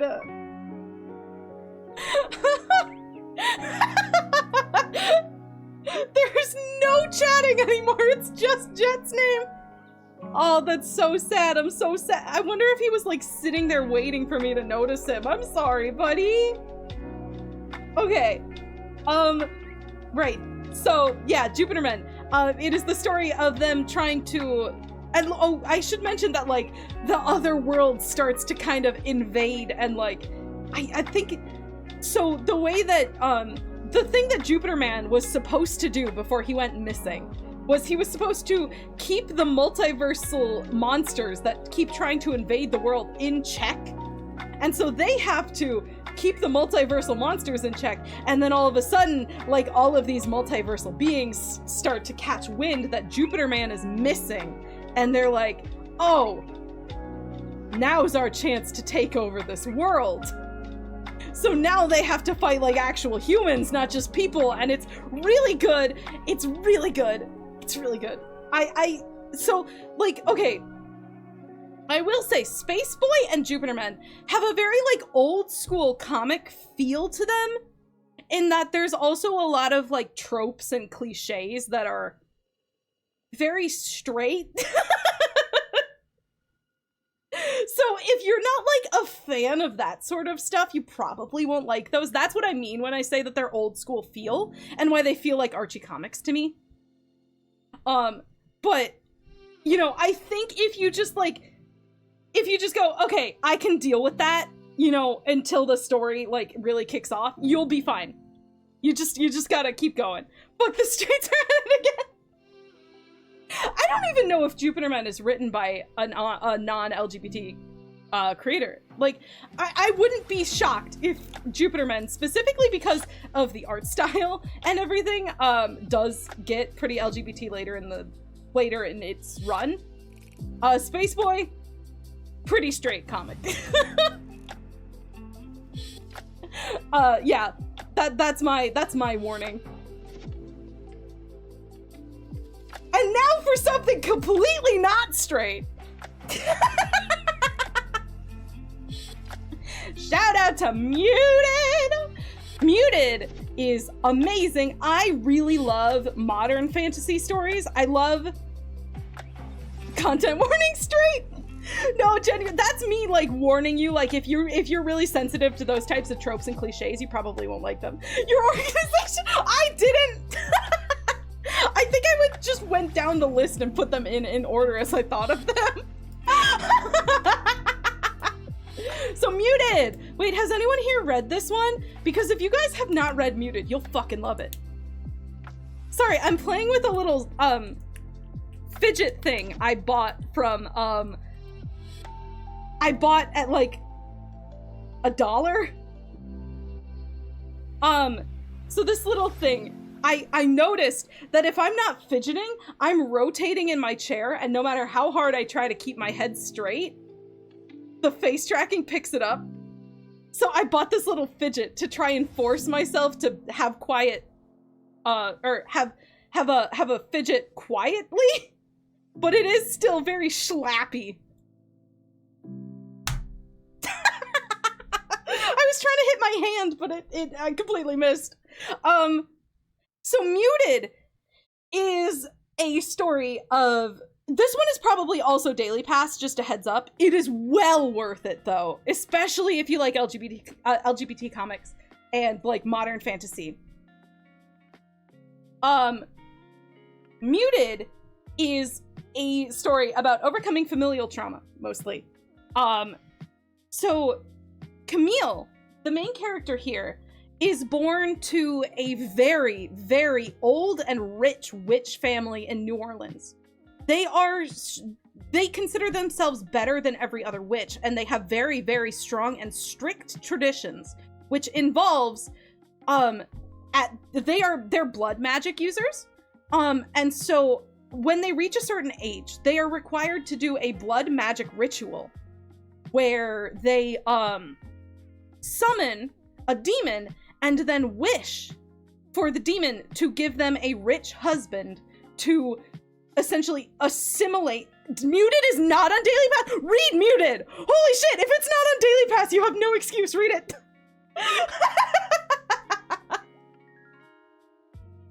But yeah, no, like the way that the family is rich is they use the blood magic to make a deal with a demon and to give them a rich husband so that they can assimilate the wealth of said husband into their family.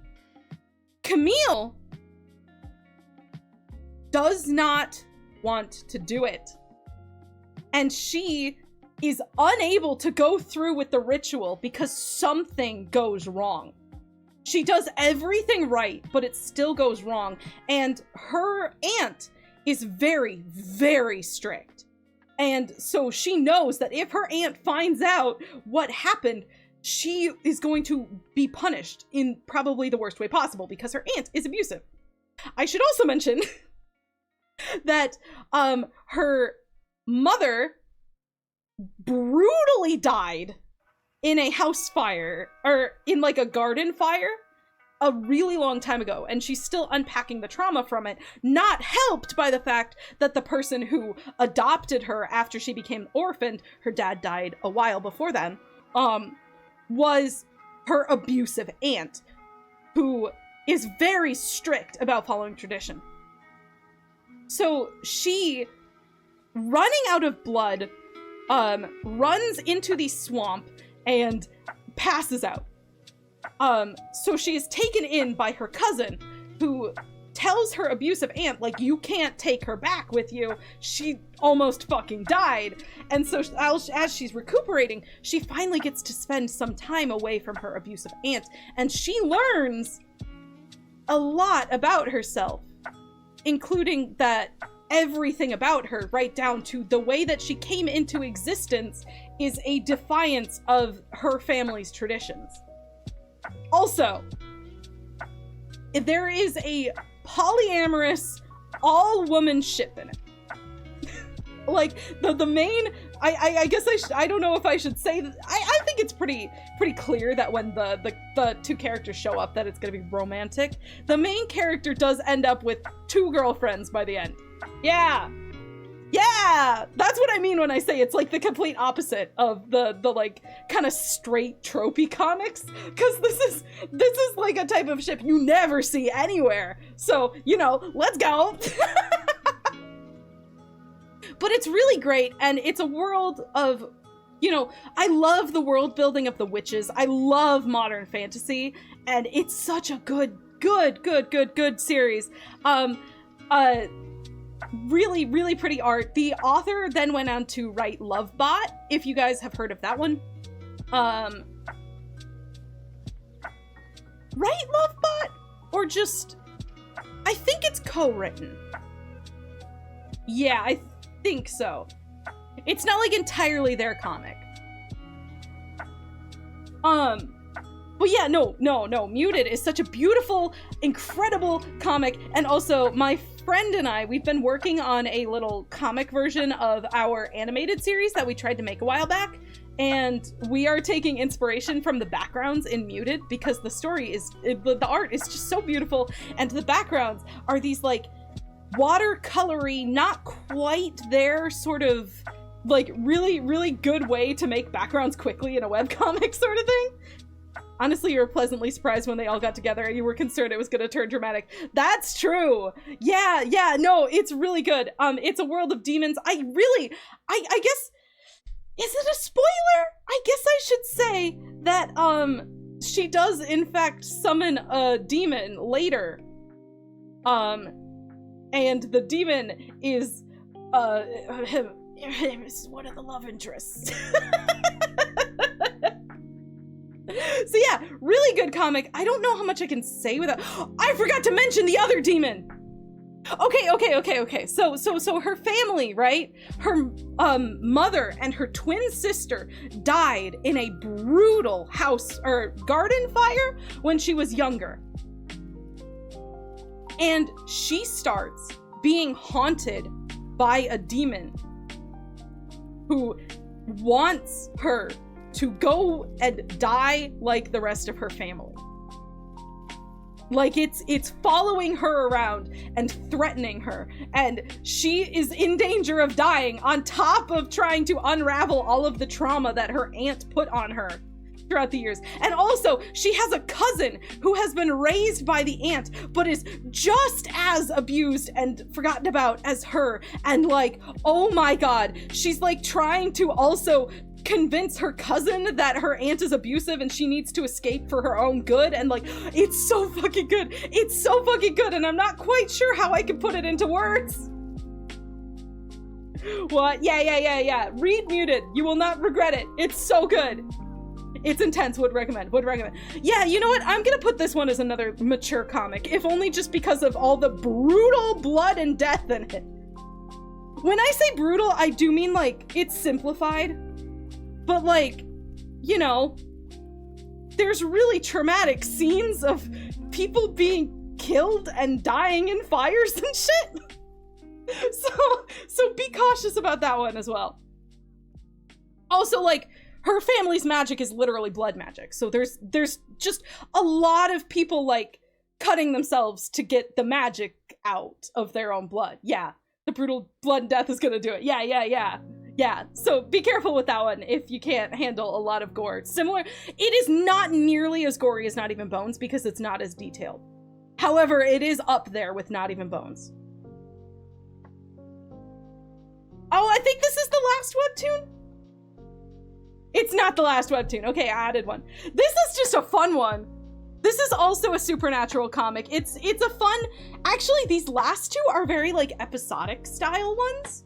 So Third Shift Society is the story of a girl who gets fired from her job and is looking for a place to work because she's really bad at every job she's ever done, if I remember correctly. I don't 100% remember, but either way, she's like, I'm never gonna find a job. She runs into this man who has a pumpkin for a head. And this guy is fighting a hellhound or something. I don't remember what he's fighting. Pumpkinhead, yeah, it's a Pumpkinhead one. And as she encounters this, she learns that she has magic. And so this Pumpkinhead guy's like, oh shit, want to work for me? And she's like, oh shit, yeah, I need a job. And so it's kind of like the story of all of them going to these places that have commissioned them to hunt ghosts and like dispel them and, you know, get rid of the haunting of their houses and, you know, stuff like that. And it's just, it's a fun romp. And over time there is like an overarching story that is being built. I don't 100% remember. I think there are demons involved. I'm pretty sure. I don't 100% remember. It's been a while since I've read this one, but it is very good. If you like supernatural stories, you like episodic stories, and you like, you know, just like a fun supernatural romp, you'll like Third Shift Society. It's probably the most lighthearted comic on this entire list. Now, this one is actually tangentially related. This is another one that is just like a really fun romp. This is another one that is very, very, very, you know, episodic, supernatural inspired. And it's really funny. It's really good. Time and time again, it's so good! You guys should read it. I found out about it because Webtoon actually screwed the author over. So what happened was when they launched, Webtoon was like, hey, we're trying something new with the banners. We're going to see if it works better, and then it doesn't work better, and then they were never put on a banner again. So they were like, guys, I fucking need help. Please read the comic. Webtoon actively sabotaged it, and like, holy shit, Webtoon needs to like sit down and have a think, because like, oh my god, they missed out on promoting one of the most gorgeous comics I've ever seen. And it's so good too. But yeah, right? No, this one got totally screwed over right at the start. Not the one you were thinking of, holy shit. Yeah, no, this was a while ago. This was around the time of the open letter to Webtoon, if I remember correctly. And I was like, oh shit, I feel like I remember seeing that. I will read it to support it. And then I read it and I was like, this might be one of the best webcomics I've ever read.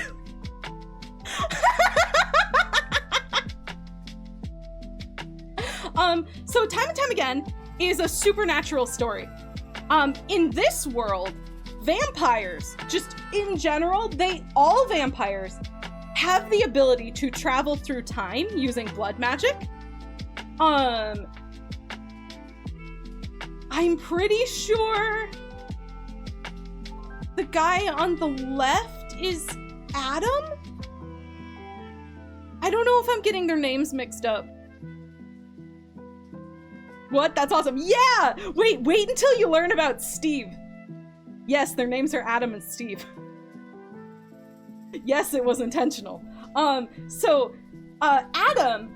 is a full vampire. He has no problem traveling through time. You know, and like he works for a society of vampires who try and keep anomalies down. And anomalies keep popping up all over the timeline.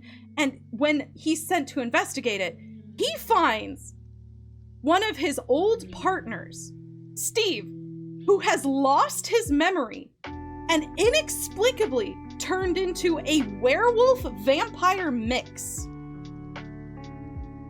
So every night on the full moon, he randomly travels in time with no control over where he ends up. Yeah, right? When I said wait till you learn about Steve, that's what I meant. It's so fucking interesting. It's so fucking interesting. It's awesome. It's so good. Sounds like overcomplicated self-indulgent fanfictions. It's so good. So like it seems to be, so every month, right? Steve travels to a new place and Adam has to go follow him into wherever he ended up time traveling to. And he has to undo whatever the fuck time anomalies Steve is about to cause. Weird, the subtitles have less delay than the stream, you just noticed. Oh! Haha, you can see the future if you use the subtitles. Let's fucking go!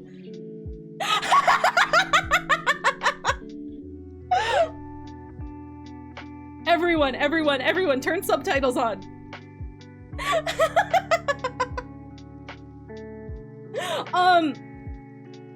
So yeah, it's a really interesting story. Right, I need to get back on track. I lost my train of thought.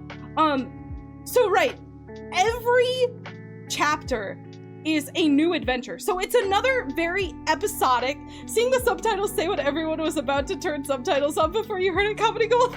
If you do that, your brain will die, but that's awesome. That's so fair. I think I've mentioned this before. My dad is deaf, so I'm very used to subtitles on live TV, which are always way fucking behind. Can I just say it's such a fun experience to watch like live comedy shows, you know, like The Tonight Show or whatever with my dad, because the guy will tell a joke and I'll go ha ha ha ha, and then the subtitles will catch up and my dad will go ha ha ha ha.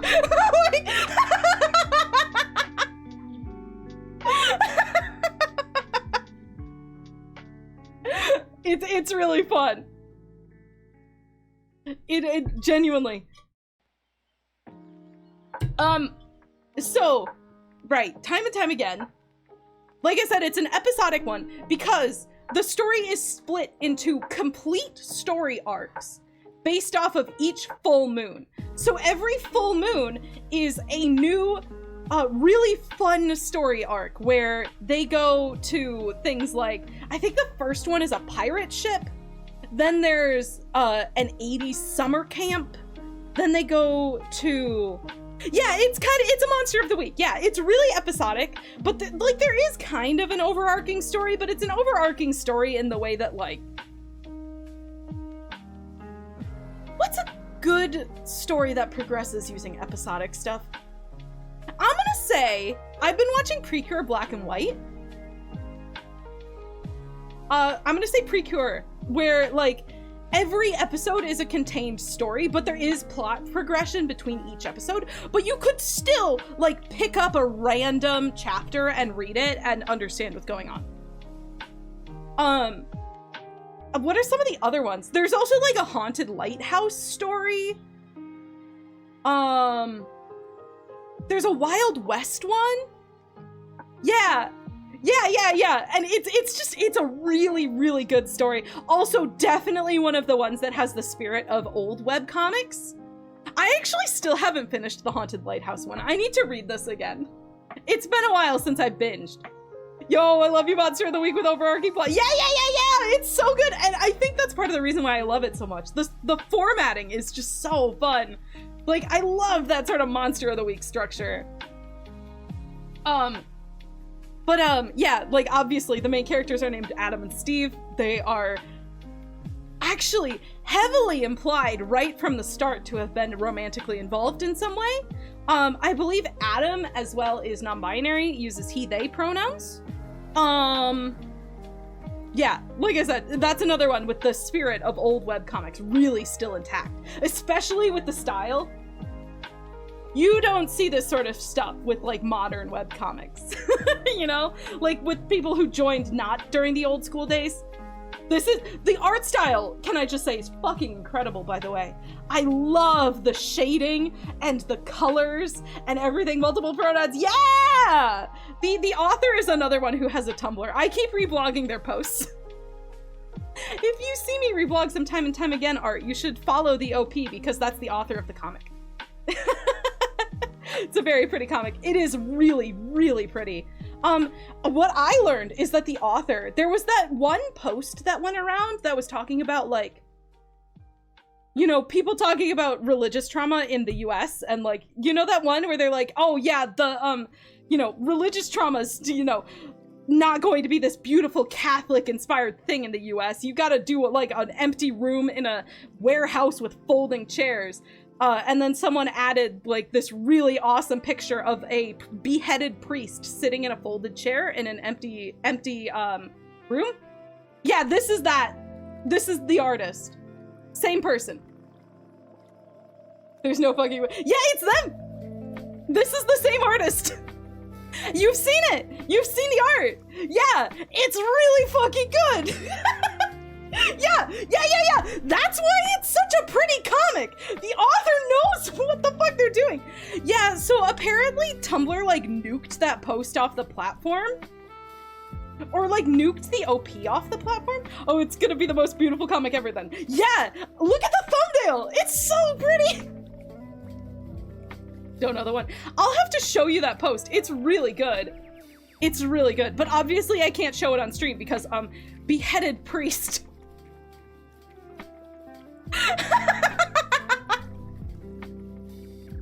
Yes, I think this is the last one.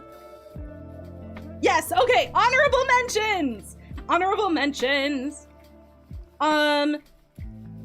Rooftops and Roommates. Really cute comic about a guy who moves into a flat, or not flat, sorry. He moves into a dorm room in college. And not knowing, or like the I'm not explaining this myself well. It's the story about a gargoyle who has a human roommate and is trying to hide the fact that he's a gargoyle from him. Rooftops and Roommates is so good! It's so good. Find Finding Fiends, another super underrated and already finished story. It is about a guy who is a like ghost hunter for YouTube who accidentally runs over the Mothman. Listen to me, you love Tom. Not where you thought it was going. Yeah, Rooftops and Roommates is just a really cute and fun comic. It's really good if you like something lighthearted. I mean, I do think it gets dark a little bit later, but yeah. Finding Fiends. Yeah, so this is like, the guy has like this innate ability to find like actual real hauntings, but because he's posting it on YouTube, no one believes it's real. So he runs into Mothman. Mothman loses his memory. So he just says, okay, cool, I'm kidnapping the Mothman. And he like keeps the Mothman in his house until his memories come back. It's really fun. It's really good.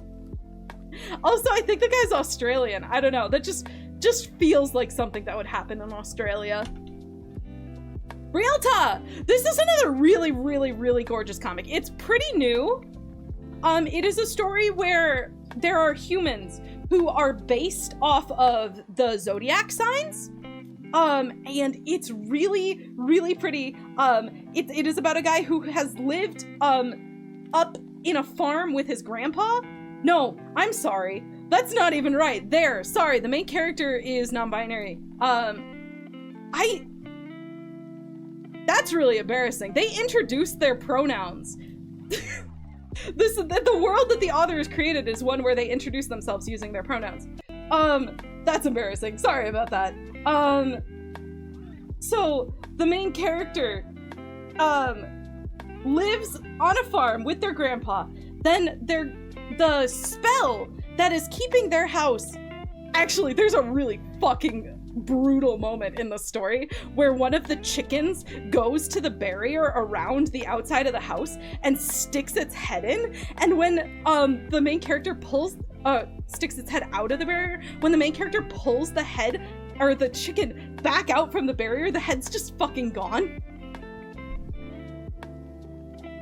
And so it turns out that the house has been under a sort of time slowing down spell because the main character, by the way, is a Virgo. I'm a Virgo, for anyone who doesn't understand why I reacted like that.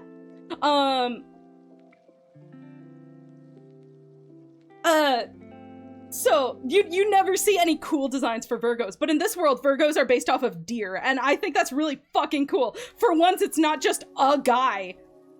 And so when the spell that is like slowing down time specifically for the barrier, goes down, the main character heads down into the, society below and finds out that Virgos were exterminated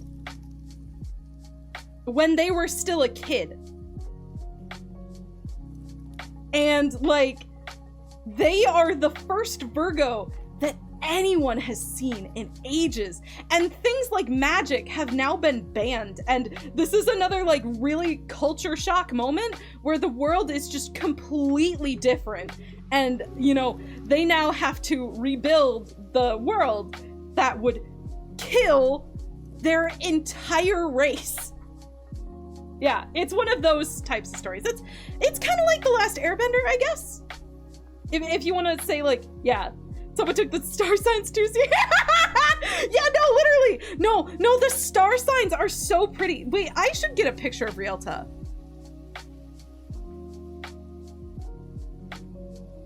I need to see. Oh, fuck, these people are naked. I can't show that on Twitch. Here, I'll just describe some stuff. So, like, if you're a Cancer, you have, antenna, a third eye, you have special colored limbs. I also can't read chat while I'm describing this, by the way. Taurus, you have, like, bull ears and, horns and a tail. Let's see, Aries, ram horns. Yeah, small tails, like, very red themed. Gemini generally tend to be twins. They have feathered wings And they can summon the wings at will. The twins are also able to talk telepathically, I see. Scorpio! Scorpion tails, multiple arms, it looks like? This is a really low either this image is really low resolution or I can't read it. Pisces. Oh, is this another twin one? Okay, so these are like mermaids with fins and ears and stuff. Like, basically, the way that they interpret all of the different signs and turn them into people is really cool. And like I said, this is another one with the spirit of old world webcomics intact. Like I said, like their introductions, like their cultural greetings are, my name is this, my pronouns are this. Like they all do it. That's which is a really, really nice touch. Like the author created a world that they wanted to see, which is really cool and something you'd really only see with old school webcomics, I think. Or at least, you know, worlds where it's more friendly to LGBT people instead of being exactly the same as it is now. Yeah, you love pronouns, yeah! Raven Saga! This one's fun. It's, maybe wait until it's done to read it. I saw that the author on Twitter was saying that they've actively stopped promoting this comic because they don't want it to get too big because they have a clause in their contract that says if the comic gets too big, Webtoon owns the IP and they don't want to give up the IP. So maybe wait to read this one.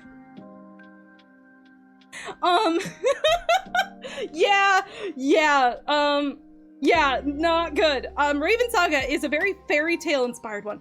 Fuck, it's been so long since I've read Raven Saga. What the fuck happens in Raven Saga? Hold on, Raven Saga. Okay, yeah, it's actually really similar to Realta, in which the main character is sheltered from the world and kept in like a hidden space for some reason. It has something to do with ravens. And then one day she runs into a prince who has the world's, or not world's worst luck. He has a curse that says anyone who asks him for help, he has no choice but to help them. So he's kind of been ostracized from society because, like, if he goes into a city within like 20 minutes, even his clothes are gone. Like, so, like, she's traveling with him to try and find a break for the curse and also to do something. I forget. It's been really long since I've read it. I promise it's good.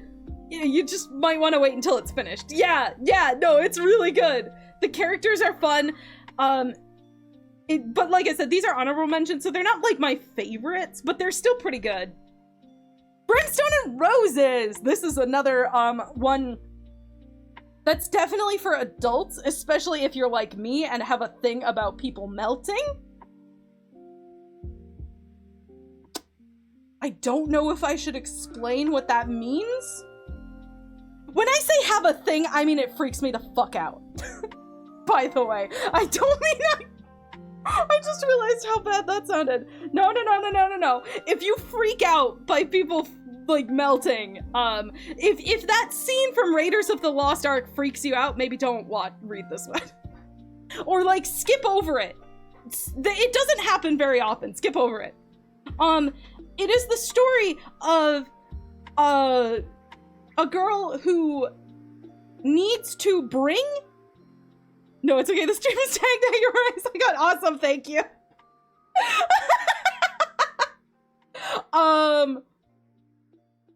The main character wants to bring a date to her sister's wedding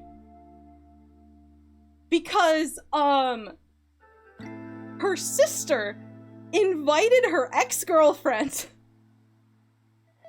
and, she wants to bring a date to prove to her ex-girlfriend that she is over the girlfriend. So what she does is she makes a deal with a demon to be her fake date. And of course, because he's a demon, he puts a clause into their contract that says she has to care for him and keep, make sure that he's happy as long as he wants before he returns back to hell. Now, making a deal with a demon is very illegal, so this is a massive fucking problem. The clause says that she can get out of it only when she has found satisfaction in her life. So she is trying to find a replacement relationship for her ex-girlfriend that has clearly fucked her up because it's been like 6 months and she's still jealous. Also, this is another one with the spirit of old webcomics still very intact. The main character is explicitly bi. She uses the term bi multiple times in comic. There are instances of biphobia in it, just a heads up. The sister is trans. Obviously, like, there are gay characters and stuff in it. Hell yeah, yeah!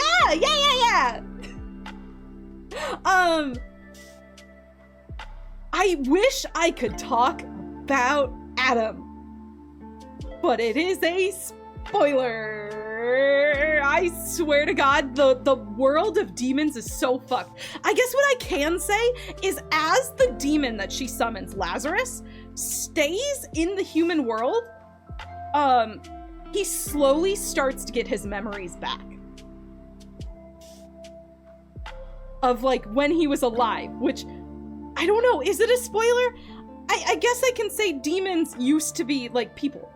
They got turned into demons when they did a thing. I think the thing that they do to turn into humans, or not humans, demons, is illegal. And so, like, every time they leave hell and come back, they get memory wiped. And so Lazarus is slowly remembering his humanity, and he doesn't want to go back anymore because he doesn't want to lose his memories. And it's really, really good. Andy Bass!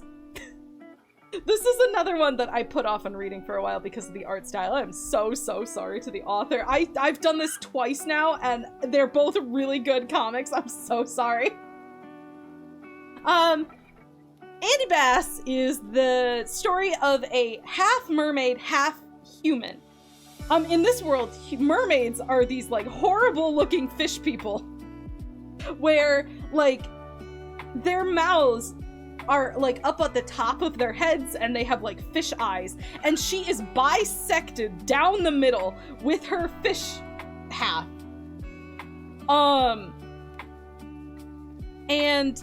It is the story of her, like, it's kind of a slice of life comedy, if I remember correctly. I can't remember. It is definitely, like, one of those accept yourself sort of things. What I remember most is how fucking funny it is. It's really good. It's really good.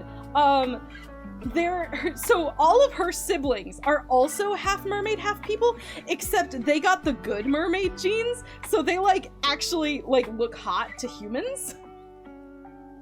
And, like, things like her older brother, has a hot tub that he wheels around school. Why does he do a hot tub and not a wheelchair? Well, it's because he's dating, like, 5 people, and he just lets his 5 date mates stay in his pool while he goes around school, and they're very obnoxious and distracting, and because, like, they're always flirting with each other because he got a fucking hot tub to always be with them. Like, it's a really, really good, obviously LGBT, and very good comic. Hello, welcome! We are nearing the end of the Webtoon portion. We are about to get into the non-Webtoon portion. Clinic of Horrors. It's a Merriweather comic. So my thoughts on Merriweather are very... I don't like his comedy comics, like, at all. I love his horror. So, like, his horror, I think it's because of the artists that he likes to commission. They do a really good job of making things look terrifying, but not so terrifying that I can't look at them. Like, in the past, I've liked, what's it called? A city something, city.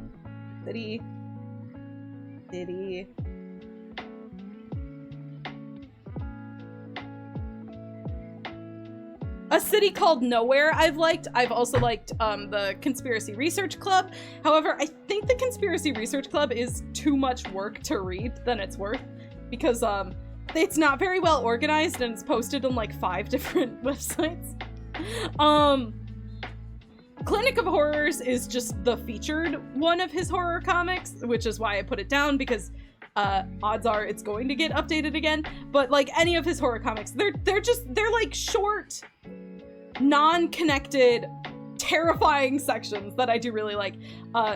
Do not like the I'm a big-breasted girl flirting with a dorky dude and that's the joke somehow type comics. But yeah, his horror comics are really good. Luff!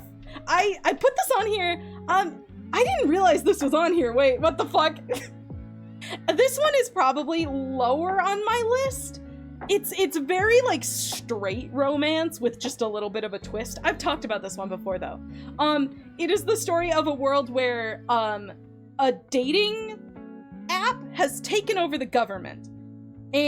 Or not government, I would say it's taken over the financials of the world, where in order to, or I guess you are literally boiled down to how socially acceptable your relationship is. Started reading Love, but it's good. I don't know if it's daily pass paying for good. I would say maybe if it's your type of comic, read it. If not, you know, you're not losing too much, but it is a very fun and interesting world to dig into. It is a story of like a world where there's literally a number put on your romantic relationship, and you have to get the most socially acceptable relationship possible, otherwise your life is just gonna fucking suck forever. And it is a world, or the story about a girl who manages to get 2 near perfect matches on Love. Like the system that they use to analyze who is a better match for you. Absolutely Hellworld. Hellworld! Yeah, you remember losing. Yeah, it is very standard romance. There's a lot in it that's interesting to analyze, but you have to be really into romance to want to read it. It is the world of like, fuck. So like, using these 2 matches that she got, one of them is really rich, the other one is really poor.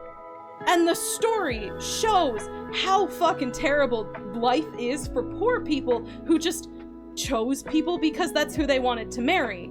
And for really, really rich people who are able to buy their way into a good score so that they don't lose their social standing.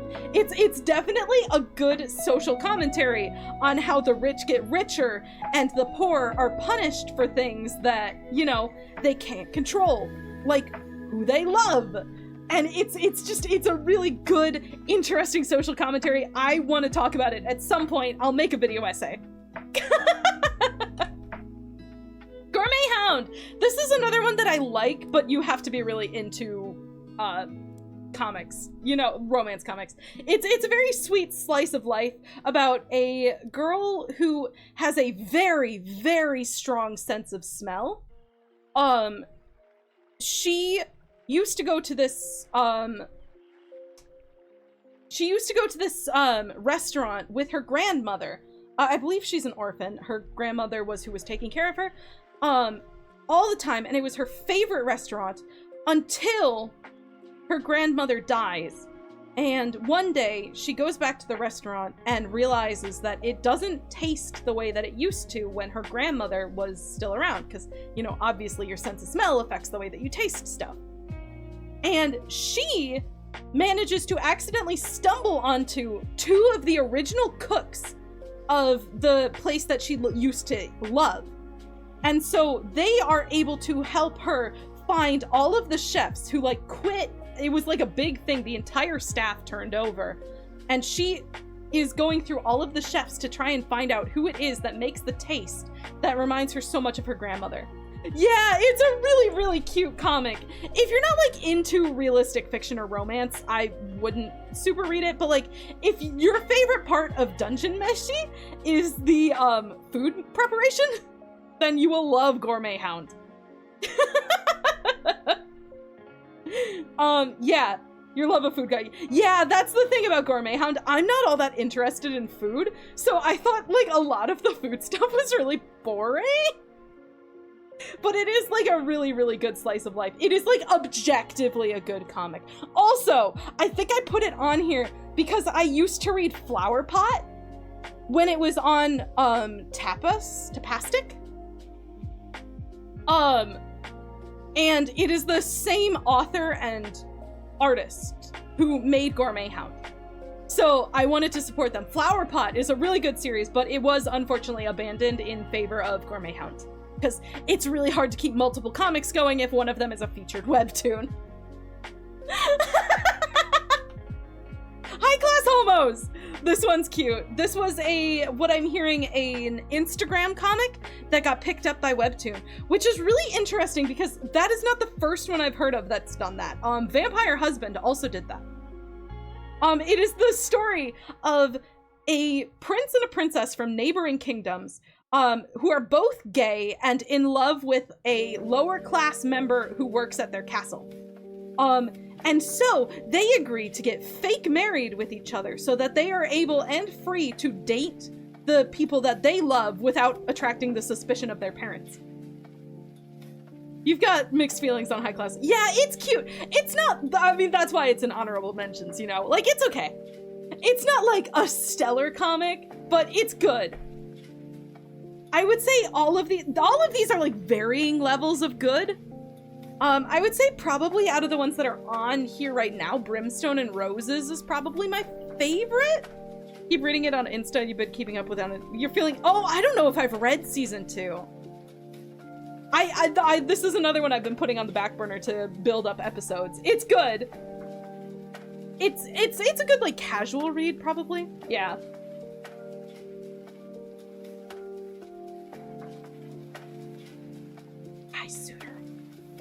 I forgot Suitor Armor! I forgot Suitor Armor!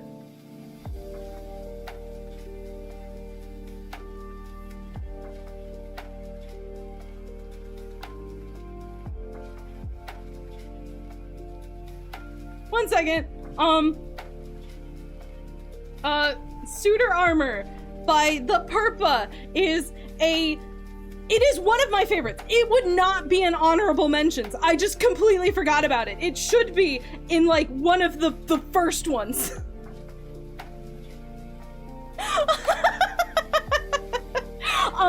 It is the story of a world where fairies are a persecuted class. And the main character is a fairy who is living among humans and who is hiding her fairiness. And not only is she living among humans, she is living among royalty. This is another adult one, by the way. This one does get very graphic at points. Like there is a part of the comic I have to skip over because I'm not good with like burn wounds.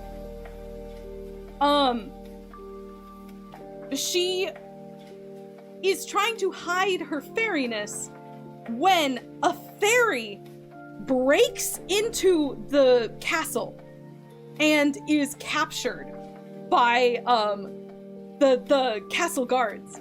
So this is her first chance to learn what fairies are actually like, because she was found, you know, after her entire village was slaughtered. Like that's the type of persecution fairies are dealing with in this world. She was brought in by the king. Implied, heavily implied, I don't know if this is actually canon, that the king is the one who helped kill her village and then suddenly felt bad when he found a child.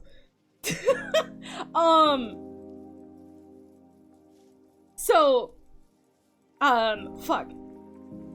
She is learning about the world of fairies through this guy, and she starts to learn, you know, outside of her sheltered world where she is like kind of babied by the king. just how fucked up the world of fairies and humans is. And like, it is implied that fairies and, not implied, but the humans really like to say that fairies and humans are at war. I forgot about the fucking suit of armor. Oh my god. So the suitor armor the story is named after is an enchanted piece of armor that was specifically made to kill fairies. It is made by the castle mage, who just sees it as, you know, like a robot. But that's half the title, yeah! Like, he sees it as an unfeeling robot. However, one day, while the characters are fighting, or like, they're doing like a duel, and he's doing a show-off by having the armor fight the best knight in the kingdom. The winning prize is a rose that is offered to the winner's true love or whatever. When the armor wins the rose, he offers it to the fairy. And so she immediately falls in love with this guy. She's like, holy fuck, oh my god, he loves me. And eventually she becomes the apprentice of the mage who enchanted him. And so she slowly starts to become closer and closer to the armor as she gets to spend more time with him, and he slowly becomes more and more obviously a sentient living being. And it's really good. It's a really good story.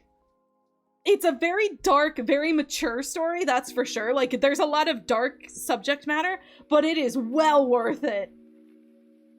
Let's see, the next one was Hooves of Death. So this one is a zombie story, which is probably why it's an honorable mention. I'm just not like a zombie person, but it is a world where the 4 horsemen of the apocalypse initiated the apocalypse, but death refuses to finish the job. So all of these plague victims have been wandering the world as zombies, spreading the plague to whoever is left, as the death horse rider refuses to come out. And in this world, after the plague started, like, it's based off of our world, but the difference is once the plague started, fantasy creatures came out of hiding. Like, it's implied that fantasy creatures were in hiding at the start of the apocalypse, and then once the apocalypse started, they appeared, and a group of humans have been sheltering away from the plague, protected by a bunch of unicorns. And then the plague that used to not infect unicorns started affecting unicorns. And so their shelter is lost, and one of the unicorn is the main character, by the way, escapes with a human, and they have to try and find a safe place from the apocalypse. Eventually, I believe it turns into them finding death and convincing death to end the apocalypse and put these poor fucking zombies out of their misery. And it's a good comic. I will say part of what takes it down is, 1, I'm not really a fan of zombie stories. 2, it does kind of fall into the time skip trope that I don't like. There is another comic on here that I specifically don't like because it has this trope in it. But you know that moment where, like, you don't see the character and it is implied that a very large amount of time has passed and they have gotten used to, like, or like something major about them changed. That one 3D anime that's about gems, I also really dislike that one because of the time skip trope. But we're talking about webcomics, so it's not in here. But yeah, no, that's a major thing I don't like. I really hate that trope. If there's gonna be character progression, I want to see the whole fucking thing, okay? Hoseki no Kuni, yeah, that one. What is it? Land of the Lustrous, right? Yeah, that's another one where they employ that trope and I don't like it. Thank you for knowing the title, Will. Yeah, people really love that one. I lost interest as soon as that time skip happened, unfortunately. Yeah, this is the other one. This is the other one that employed that time skip trope that I don't like. This one is significantly less drastic than Hooves of Death and Hoseki no Kuni. but it still, like, employs a pretty solid time skip where, like, oh no, the character is, like, brand new to the world. Uh-oh, now it's, like, 4 months forward in time, and the character has gone through, like, an entire character arc and rediscovered themselves, and, like, we didn't get to see any of that shit. I was like, oh my god, are you serious? No, it's my least favorite trope. I'm sorry. That's like a personal beef, though. You heard the time skip was interesting, though, because the manga went on hiatus for 2 years to fall. Wait, are you serious? Oh my god, that's so cool! What? Yeah. Yeah, it's one of those things I don't... Yeah, it's like a personal thing. Like, I think that 4-Leaf probably has it the least, because it's only a time skip of a couple months. But, like, Hooves of Death? I think one of the characters' time skips, like, 40 years... Not 40, like, 10 years or something? And then, Hoseki no Kuni is, like, the character's a completely different person at the end of the time skip. 4-Leaf, out of all of them, probably has it the least bad. However, it is the reason why I stopped reading. I'm gonna go back and read it eventually. I just need to, like, prepare myself for it. So 4-Leaf is a really fucking interesting story. So it is about a high school student who, goes... You like time skips, but only if they have a character who has not changed to explore how the other characters have. That's fair. Yeah, that's really true. I feel like it's... What is the name of the main character of 4-Leaf? Like, everyone else just kind of... Like, the... Yeah, I don't know. It's the character that getting used to the world, which I can see why that would be okay, but in my mind, I'm like, part of the fun of having an isekai-style story is the character being unfamiliar with and learning about the world. So, like, if you're gonna skip right past them learning the world, it's kind of gets rid of what I want to see. But yeah, no, 4-Leaf is the story of a high school student who has an imaginary friend, and then one day manages to accidentally teleport into the world where their imaginary friend is real. Oh, it's like 10 years inside some space where time moves faster. Yeah, that's Hooves of Death. Yeah, 4-Leaf is an incredible comic. I'm just being salty. I will finish it eventually now that it's done. Also, here's a fun fact about 4-Leaf, which you should read. The author has specifically asked people to share the word of 4-Leaf because they are not locking it behind Daily Pass. They have agreed that they don't want it behind Daily Pass, so it will always be free to read. So, yeah, and it's done. So if you want, like, a good binge, you can read 4-Leaf. So yeah, no, the character goes into a world, where, her magical friend is real. And similar to Wizard of Oz, she teams up with a bunch of people to try and find, like, a witch who can send her back to her real world. And at the same time, they slowly learn that the imaginary friend that they created in this world is something known as a... Oh fuck, the person they're trying to find can't be a witch because the main character's imaginary friend is the witch. But in this world, witches are these beings that just kind of spawned into existence with a single bell that gives them their power. And as these witches started to assimilate into being alive, I guess, they realized that if you steal another witch's bell, you can become more powerful, but it will leave the witch as a husk of their former self. So these witches have been, like, essentially murdering each other to accumulate more and more and more and more bells. And, like, somehow the main character has accidentally stumbled into this fight between a bunch of witches as things are coming to a boiling point. It is really good. I love the witch lore, and the story is really good. I will eventually finish it. I will stop being petty about the time skip thing.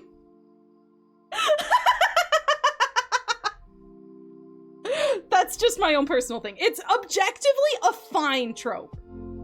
It's not a bad trope of any means or anything. It's just a personal preference.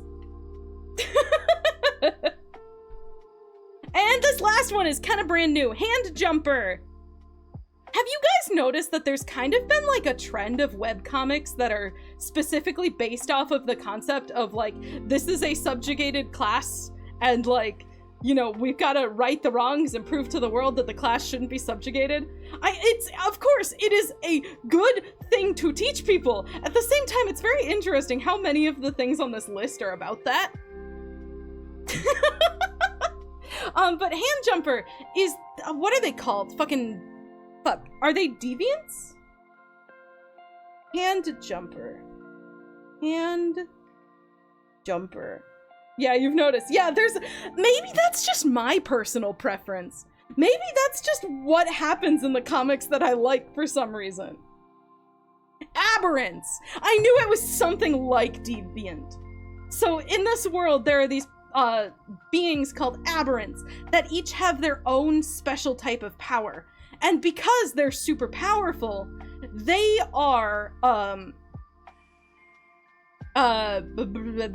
essentially controlled by the government. So like as soon as they have powers, the government takes them in and trains them up to be an elite soldier force to kind of control them. And the thing is, the main character of Hand Jumper hates aberrants. Her entire family was aberrants who were actively involved in gang violence, and like she watched them destroy their lives over and over by being a part of these aberrant gangs, and she does not want to be that. So when she spontaneously develops powers and becomes an aberrant, her dream of becoming a lawyer is shattered, and she starts to go through a corruption arc herself, because that's just kind of what happens when you're an aberrant. It's really good. It's a really dark story. It's very fun. The colors are amazing. Also, the government thing makes me realize I forgot to put the last dimension on here. The last dimension is another one of my favorites. I didn't put it in the main section because I couldn't remember what the fuck happens in it, because it's been a while since I've read it, but it is the story of something similar to Hand Jumper, where these characters all have powers and they're taken in by the government to train the powers so that they can be used in like military and stuff. And then one day, a group of these powerful students accidentally activates a portal between dimensions, then gets sucked in and stranded in a different dimension on a nearly abandoned island with just a few people still on it.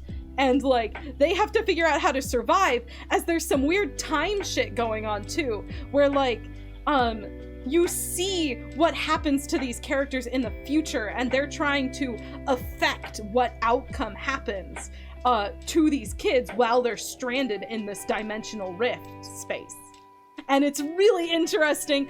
I can't describe it very succinctly because it's been too long since I've read it. Go read The Last Dimension.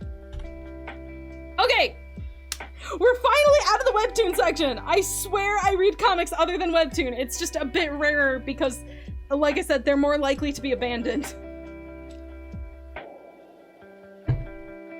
You know I had to mention Alice and the Nightmare. I've mentioned multiple times how big of an inspiration Misha Cakes was on my art style when I went through and purposefully revamped it in like my sophomore or junior year of high school?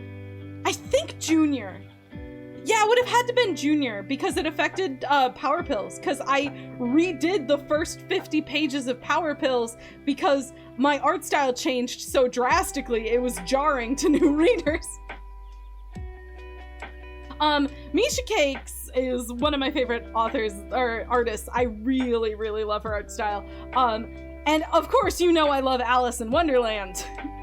Alice in the Nightmare is an imagining of Alice in Wonderland, where Wonderland is this world that is powered by human dreams. Wonderlandians look like humans, but they're not humans. No human can survive in Wonderland. And so they go, oh my god! How? What the fuck? What are you doing? What's happening? What happened?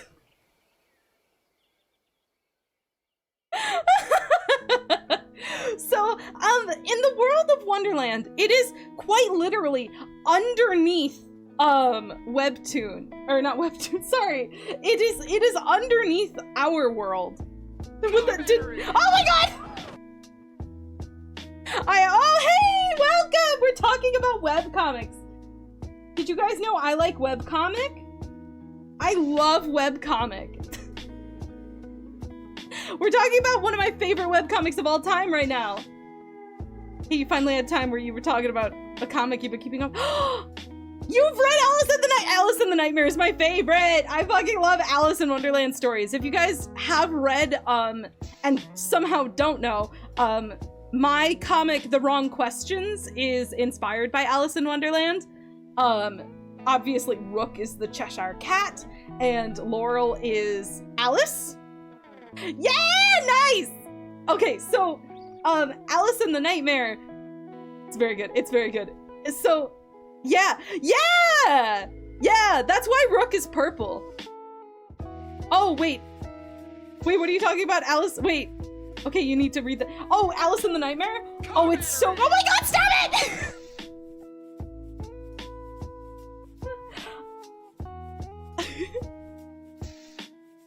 Oh my god, how delayed are you guys? So Alice in the Nightmare is the story of a world where Wonderland is like a realm that's kind of somewhat connected to the human realm, and their society is powered by human dreams. Oh, you love The Wrong Questions. You gotta read this one now solely for that. I mean, I would say it's probably similar, but I mean, I just love Alice in Wonderland, so it's only natural that I would read Alice in Wonderland. A few seconds, not too bad. These guys have been really behind all stream. Something's wrong with my...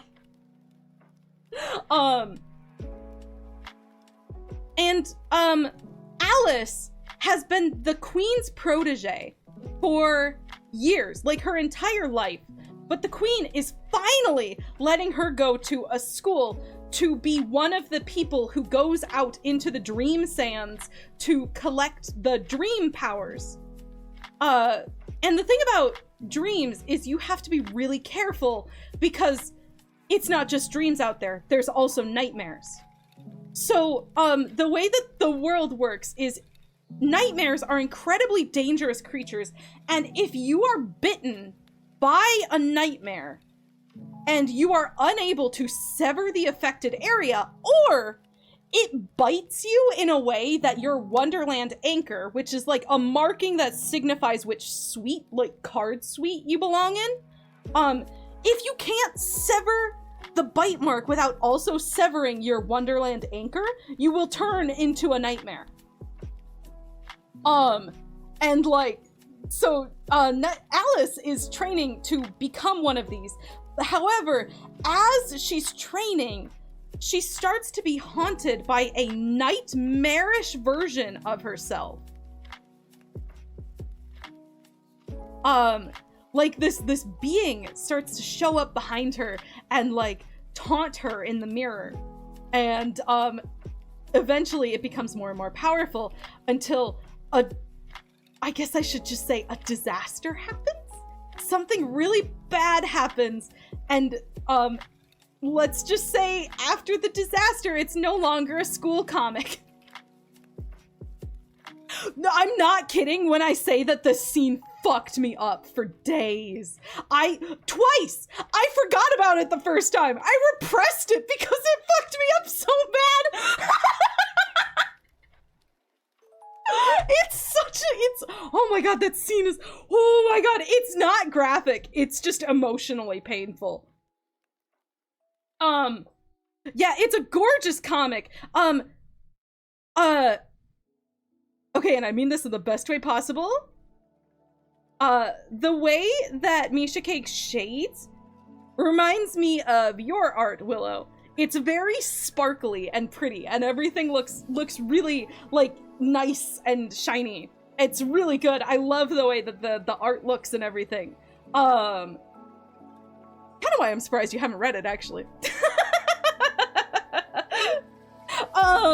But yeah, no, gorgeous comic. Gorgeous comic. One of my favorites. You guys, I think I forgot to put... Oh my god, I forgot another comic. Hold on. Before I talk about wildlife, I just want to take a minute to talk about Sleepless Domain. Sleepless Domain is a comic I discovered really recently because I have been reading Magical Girl webcomics in preparation of writing escapist fiction, which, as some of you know from that 4-hour stream I did, where I just talked about it, Sleepless Domain is a... escapist fiction is my Magical Girl comic that is upcoming. Sleepless Domain is a world where at night, monsters spawn. And, there are these magical girls that are chosen by the dream. And I'm not joking when I say that's what they call it, the dream. One day you have a dream and you wake up with like magical powers and brightly colored hair, except for Gwen. Gwen got so fucked over. Why is her hair still brown? I would be so fucking mad.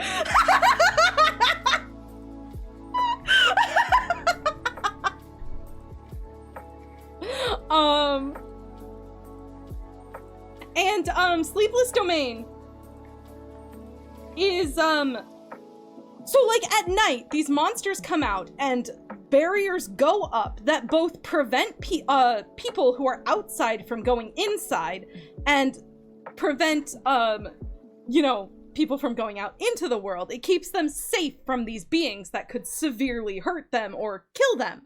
And magical girls are like middle school to high school aged girls. Once you become too old, you actually do lose your magical powers. So it's not like, it is genuinely like only young girls who go out on the streets to fight these monsters. And like over time, this field of being a magical girl has become corporatized because, you know, these are the people who are saving the world. And, you know, keeping the world safe. So, like, these girls have managers, and, like, they go out with camera people, and they sign brand deals, and they do interviews. Capitalism and the magical girls. Yeah. And so the story is about a magical girl group, who are actively being torn apart by this capitalistic approach to magical girls. And I'm just gonna say they split up and not go further into detail because this shocked me so fucking bad when I read the comic. And so the story follows one of the girls who is now separated from her group, finally learning, no, you know what? I'm not gonna say her name. Hello, welcome to the stream! I am talking about my favorite comic. However, it is not the comic that is currently on screen. I forgot to put it on the PowerPoint. So yeah, as these magical girl groups are being torn apart by capitalism or whatever, she has to learn about how difficult it is to be a magical girl when you're not a part of an innate group. Because, like, magical girls have this system where, like, you do sometimes get summoned or called to work as a group, and you have, like, themed costumes and shit. So she's trying to find her way into a group, but no one will accept her because, well, I mean, she's not supposed to be a part of their group. It's like slowly you learn about who it is that is calling all of these magical girls to become magical girls.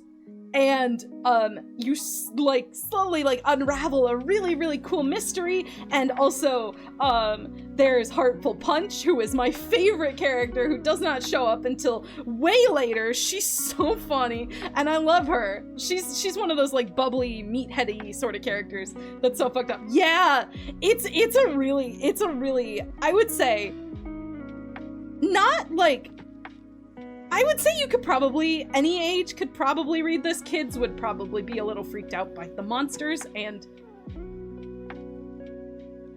other stuff. But I would say, like, the topics itself that it explores are very mature.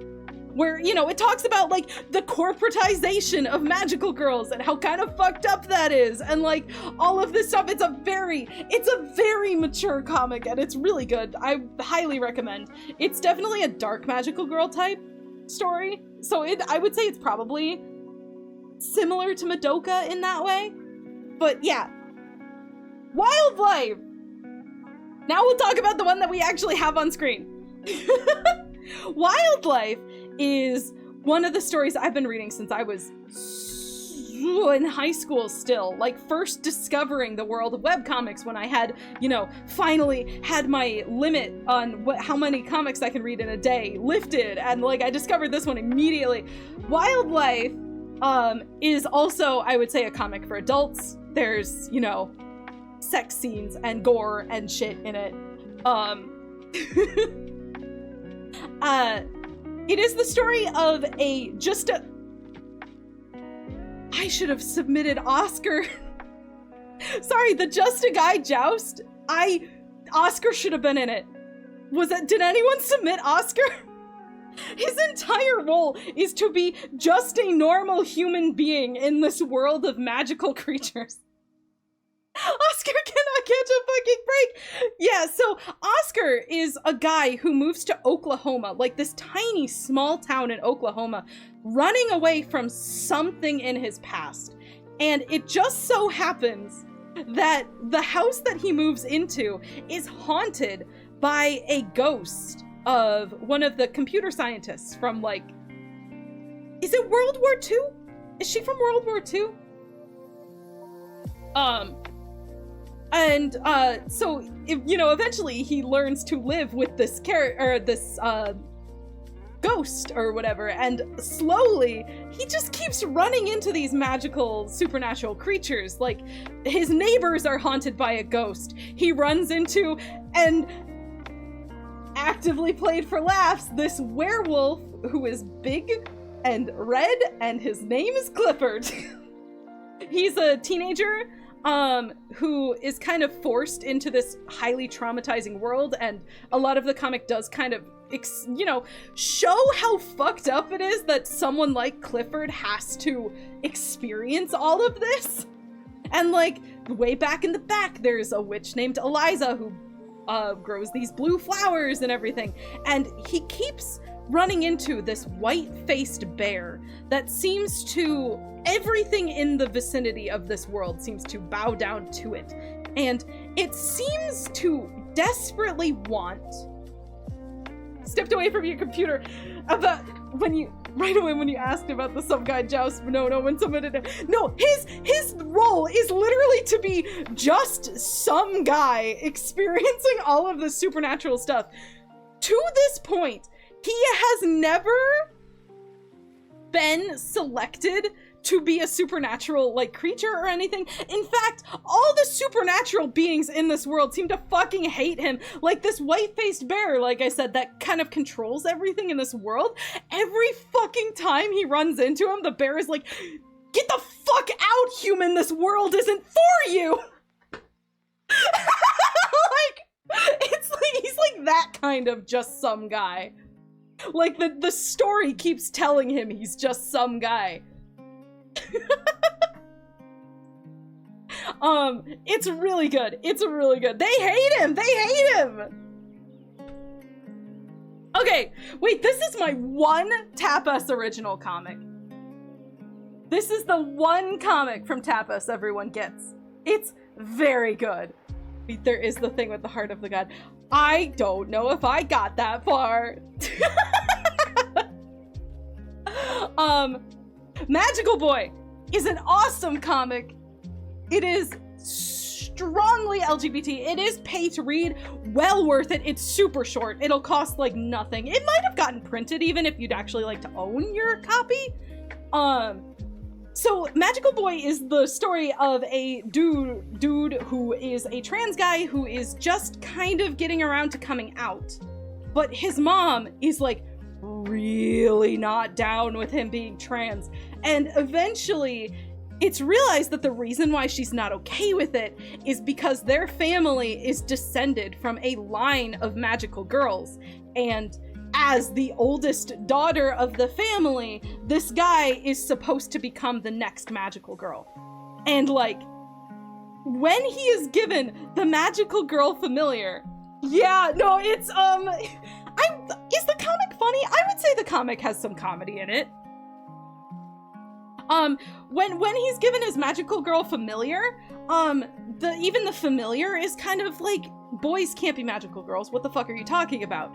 And like, when he first transforms, he's like, I believe just wearing his mom's old outfit, and like over time, as he slowly like figures himself out and figures out who he wants to be, he slowly starts to prove more and more and more that a magical girl doesn't have to be a magical girl, and a magical girl like doesn't necessarily have to be, you know, like a prissy princess and whatever. Like you can use a sword, you can fight with your fists instead of dancing around and shooting magic lasers and shit. And it's a really good comic about essentially a trans guy proving to the world like it's okay to not follow the standards that have been set for you. Like, it's, you know,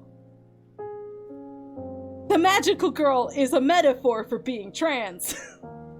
And like societal expectation. Like, it's really good. It's really, really good. It's super short. It's pay to read, but it's well worth it and super cheap if you ever have time. Sanity Circus, we're going back to Hiveworks. This is an old one. I actually have a charm from the Kickstarter. This is another one that I supported the Kickstarter of. Sanity Circus is a story about Adelie, who is a girl who has, I believe she's also an orphan. And she has been adopted into a family who, you know, have taken care of her for all of these years. And okay, so once again, I'm waiting for pages to accumulate, so I don't 100% remember. This is the comic with the spider that I promised at the start, by the way.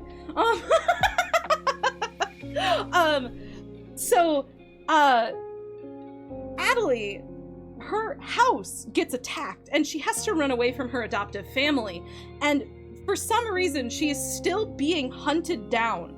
She runs into this guy named Fletch, who can turn into a seagull using magic, and together they are working to take down these things called scarecrows, which are these, like, stitched doll-like creatures that,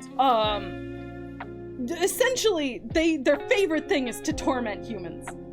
They fucking love to torment humans, and their powers are all related to a oh, it's kind of similar to the Magnus Archives, now that I talk about it, or think about it. Like, all of them are related to a specific human fear. So, like, one of them is literally eyes. Fuck, I can't remember what, like, the main one is. Teammate comment. I would say this one's probably older than the Magnus Archives. The Magnus Archives is a Sanity Circus podcast. I literally cannot remember anything other than, the eye guy. To be fair, the eye guy's fucked up.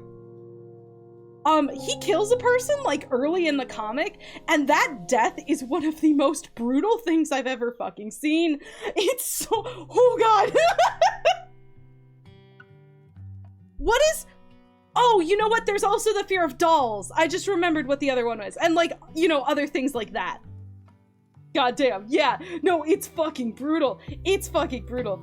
Also, if you're waiting for pages to accumulate, it hasn't updated in over a year. It's on hiatus due to burnout. That's so fair. Webcomics will do that for you. I have been having more and more weeks nowadays where I've been unable to focus due to burnout, and they're getting closer and closer together. I should probably also take a break soon.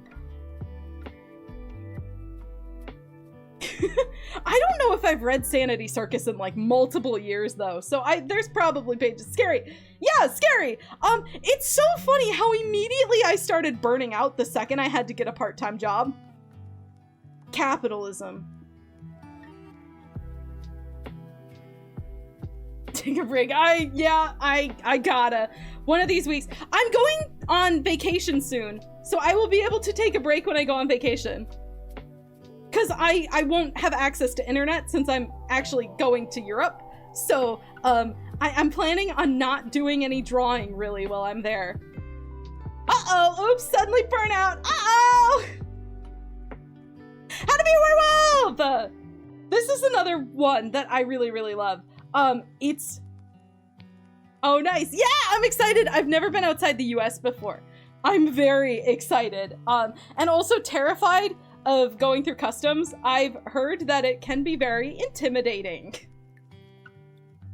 Also, they ask you what your job is. Is my job.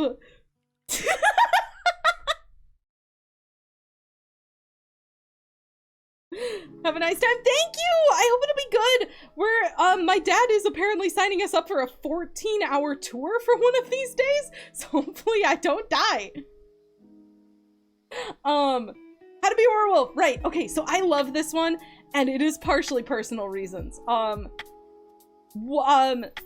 So there is a character in this story who reminds me very much of my bestest friend in the whole wide world.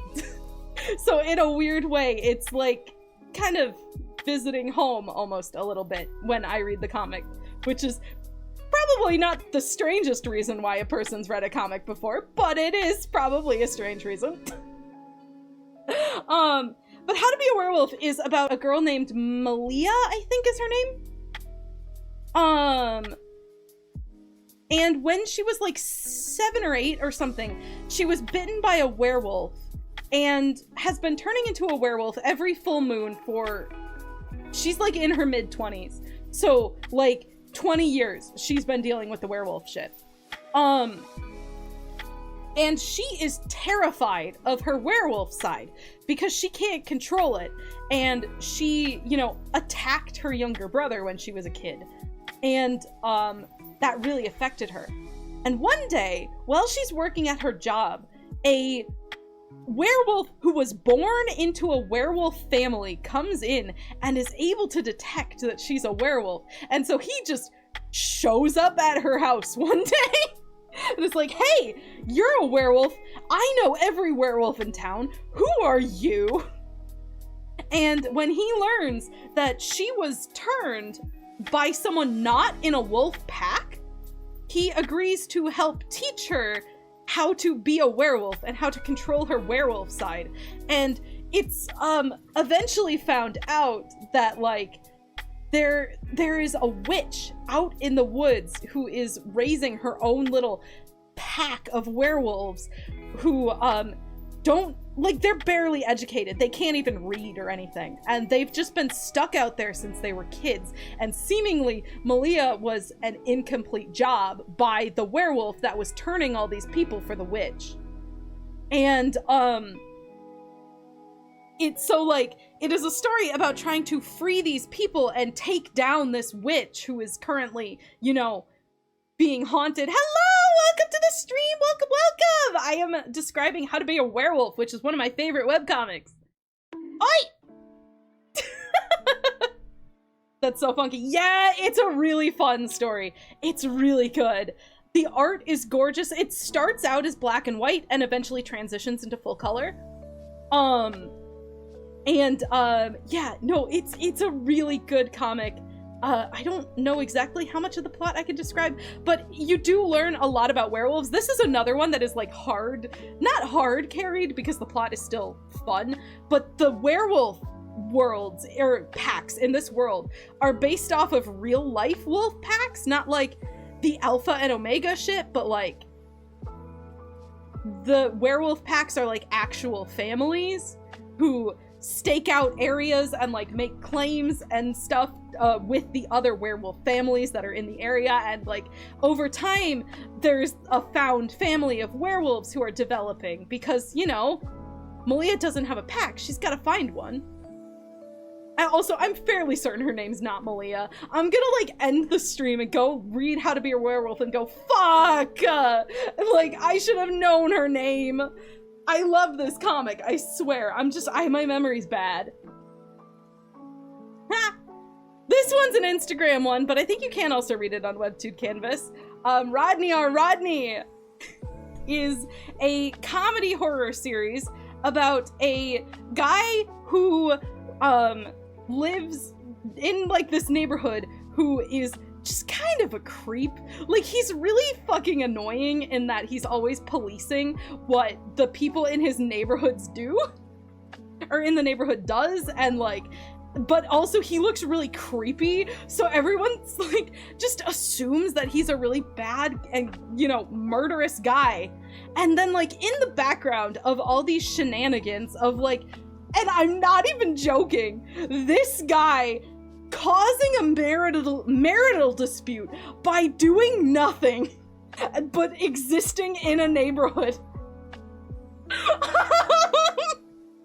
He's so weird, I love him so much, me too. There is like an actual murderer, serial killer, who is going around and killing people. And the way that he's drawn is just like a dot smiley face, like colon,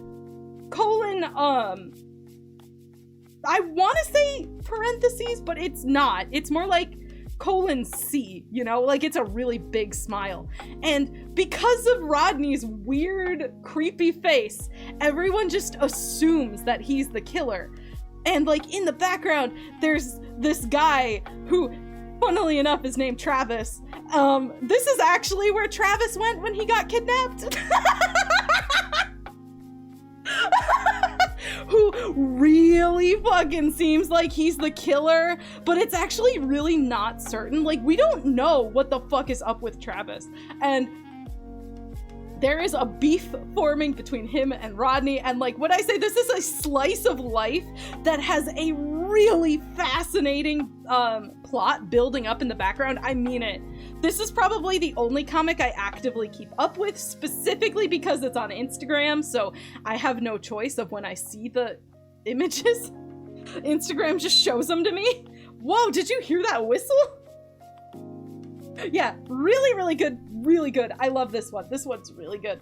I remember live blogging it a little bit in a Discord chat. I don't remember which one. And there is a moment between Rodney and Travis that had me fucking screaming. I think it was at that moment when I realized, oh, this is one of my favorite comics of all time. The divorce one is hilarious. I can't fucking believe Rodney ruined a marriage just by being himself. Like, he never interacts with any of them, really. I mean, like, he interacts a little bit, but not enough to be a home wrecker, you know? It's so fucking funny. The comic is so funny and so scary in exactly the right times. It's really good. Read it. And the final one. This is another holdover from when I was reading independent comics on Tapas. I realized that this one is actually done. So if you guys want to read it, it is fully complete. I believe the author is French, so the dialogue can be a little strange sometimes, but it is the story of a world where when a person dies, they just get right back up. And heck yeah, I think, because like all of the names are in French, and if I remember correctly, there are physical copies of the book, but it's only in French. So the story is like, if you die, you just get right back up again, and you are handed a pass to a train by what are essentially Grim Reapers. And this one is actually very similar to I'm the Grim Reaper, actually, now that I think about it. but like different. A fun fact, I didn't put I'm the Grim Reaper on here because it gave me an existential crisis. It fucked me up mentally. It's a good comic, probably would have gone in honorable mentions if I hadn't had to take a break from reading it because it was messing with my brain too bad.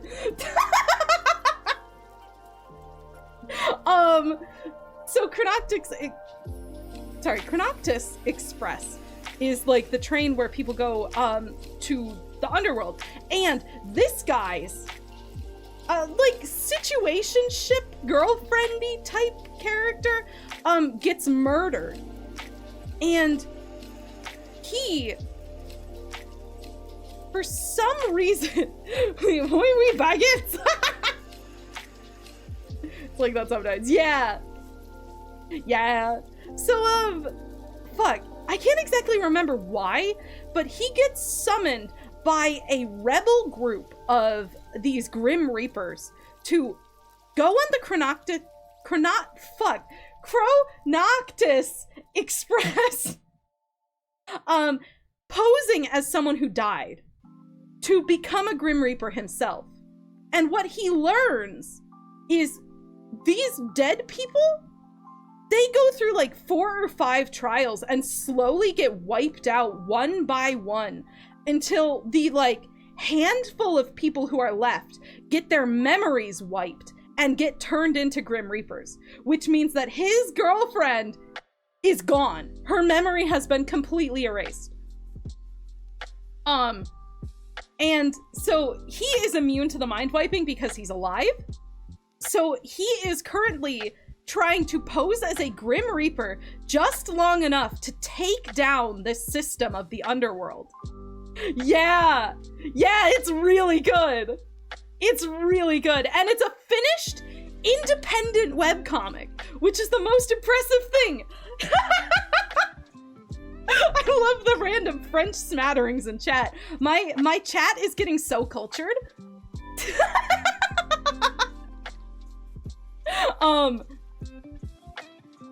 Yeah. So it's a really fun comic. It's one of those like the afterworld or afterlife sucks, we need to revamp it. Like I said, it's very similar to I'm the Grim Reaper, but it's a much more hopeful comic, I'll say. I'm the Grim Reaper is just like, I think I had a panic attack while reading it. It is a very, very grim comic. It's very good though. You should read it if you like Afterlife. But it's definitely like in the same vein that inspired my own comic that I've been working on, Overthrow the Underworld. And it's also similar to The Good Place, if The Good Place wasn't like a comedy, you know, because this is not a comedy. That's scary. Yeah, it's dark. It's really dark. I think you have to have a certain mindset about death in order to read it, and I do not have that mindset. But yeah, no, it's definitely like a sort of plot that I really love. Like, I love those sort of things, and I believe that's the last comic. Yeah, it is! Thanks! Any questions? You can find me at username or user at email.me, or sorry, user at mail.me.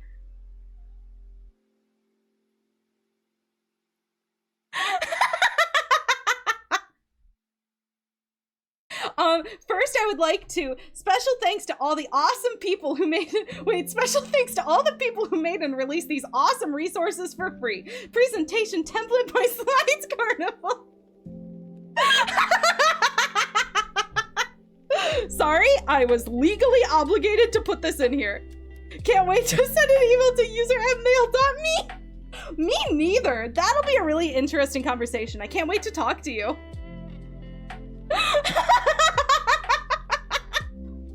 Yeah, so those are my favorite comics.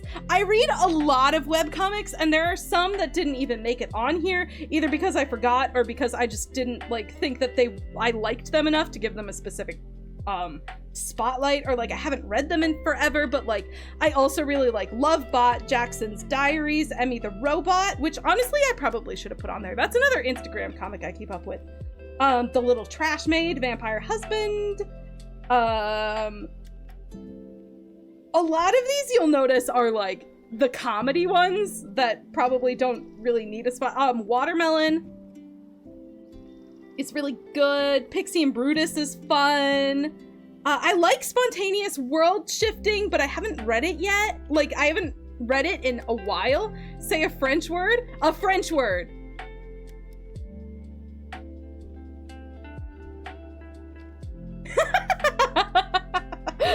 No, I don't know much French. I can speak German.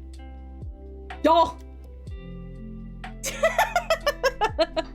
Jackson's Diary is really good. I don't remember connecting to it as strongly as the others. However, I am imagining that as it keeps going, it'll go get really good.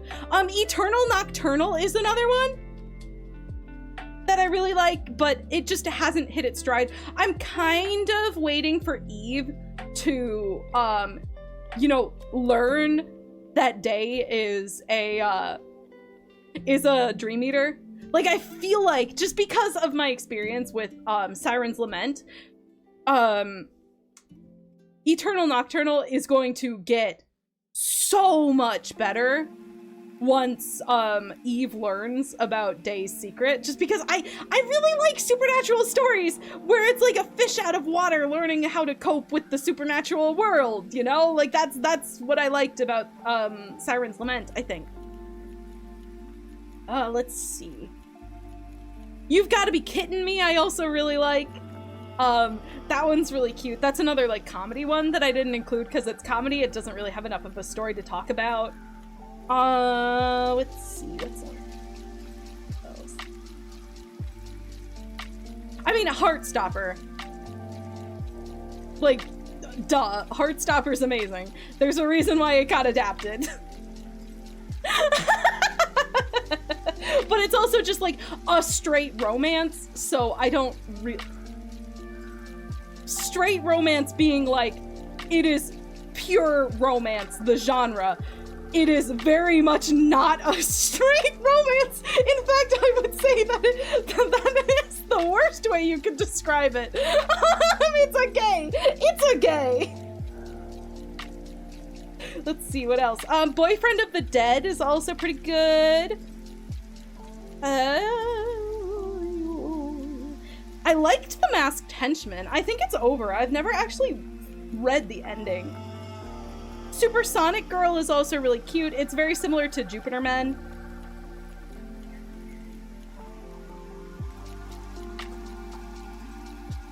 Let's see. Anything else I haven't read?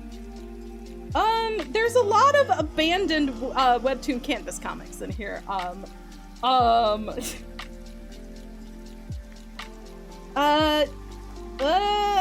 think that's it. Yeah, I think that's it. So yeah, those are my comics. I love comics. I really want to start a webcomic video essay channel. I haven't really found a rhythm to write yet. And before I can start a another project, first I need to learn how to actually, you know, get into a rhythm with writing the comics that need to you know, go out on a specific schedule. Thank you for sharing. You've got so much to read now. Yes, I'm happy to share. I will probably go and read more comics later. Although I have been watching Precure. I should probably watch Precure before I start consuming another piece of media. I just like comics so much better. Your list is so long, you can't wait to read some of these. I hope you guys like them! If you read them, please let me know so I could talk about them with you guys. They're so good. I love them. Yes. Okay. So, yeah, I think that's all I need to say. It has been... Oh no, it's been 3.5 hours.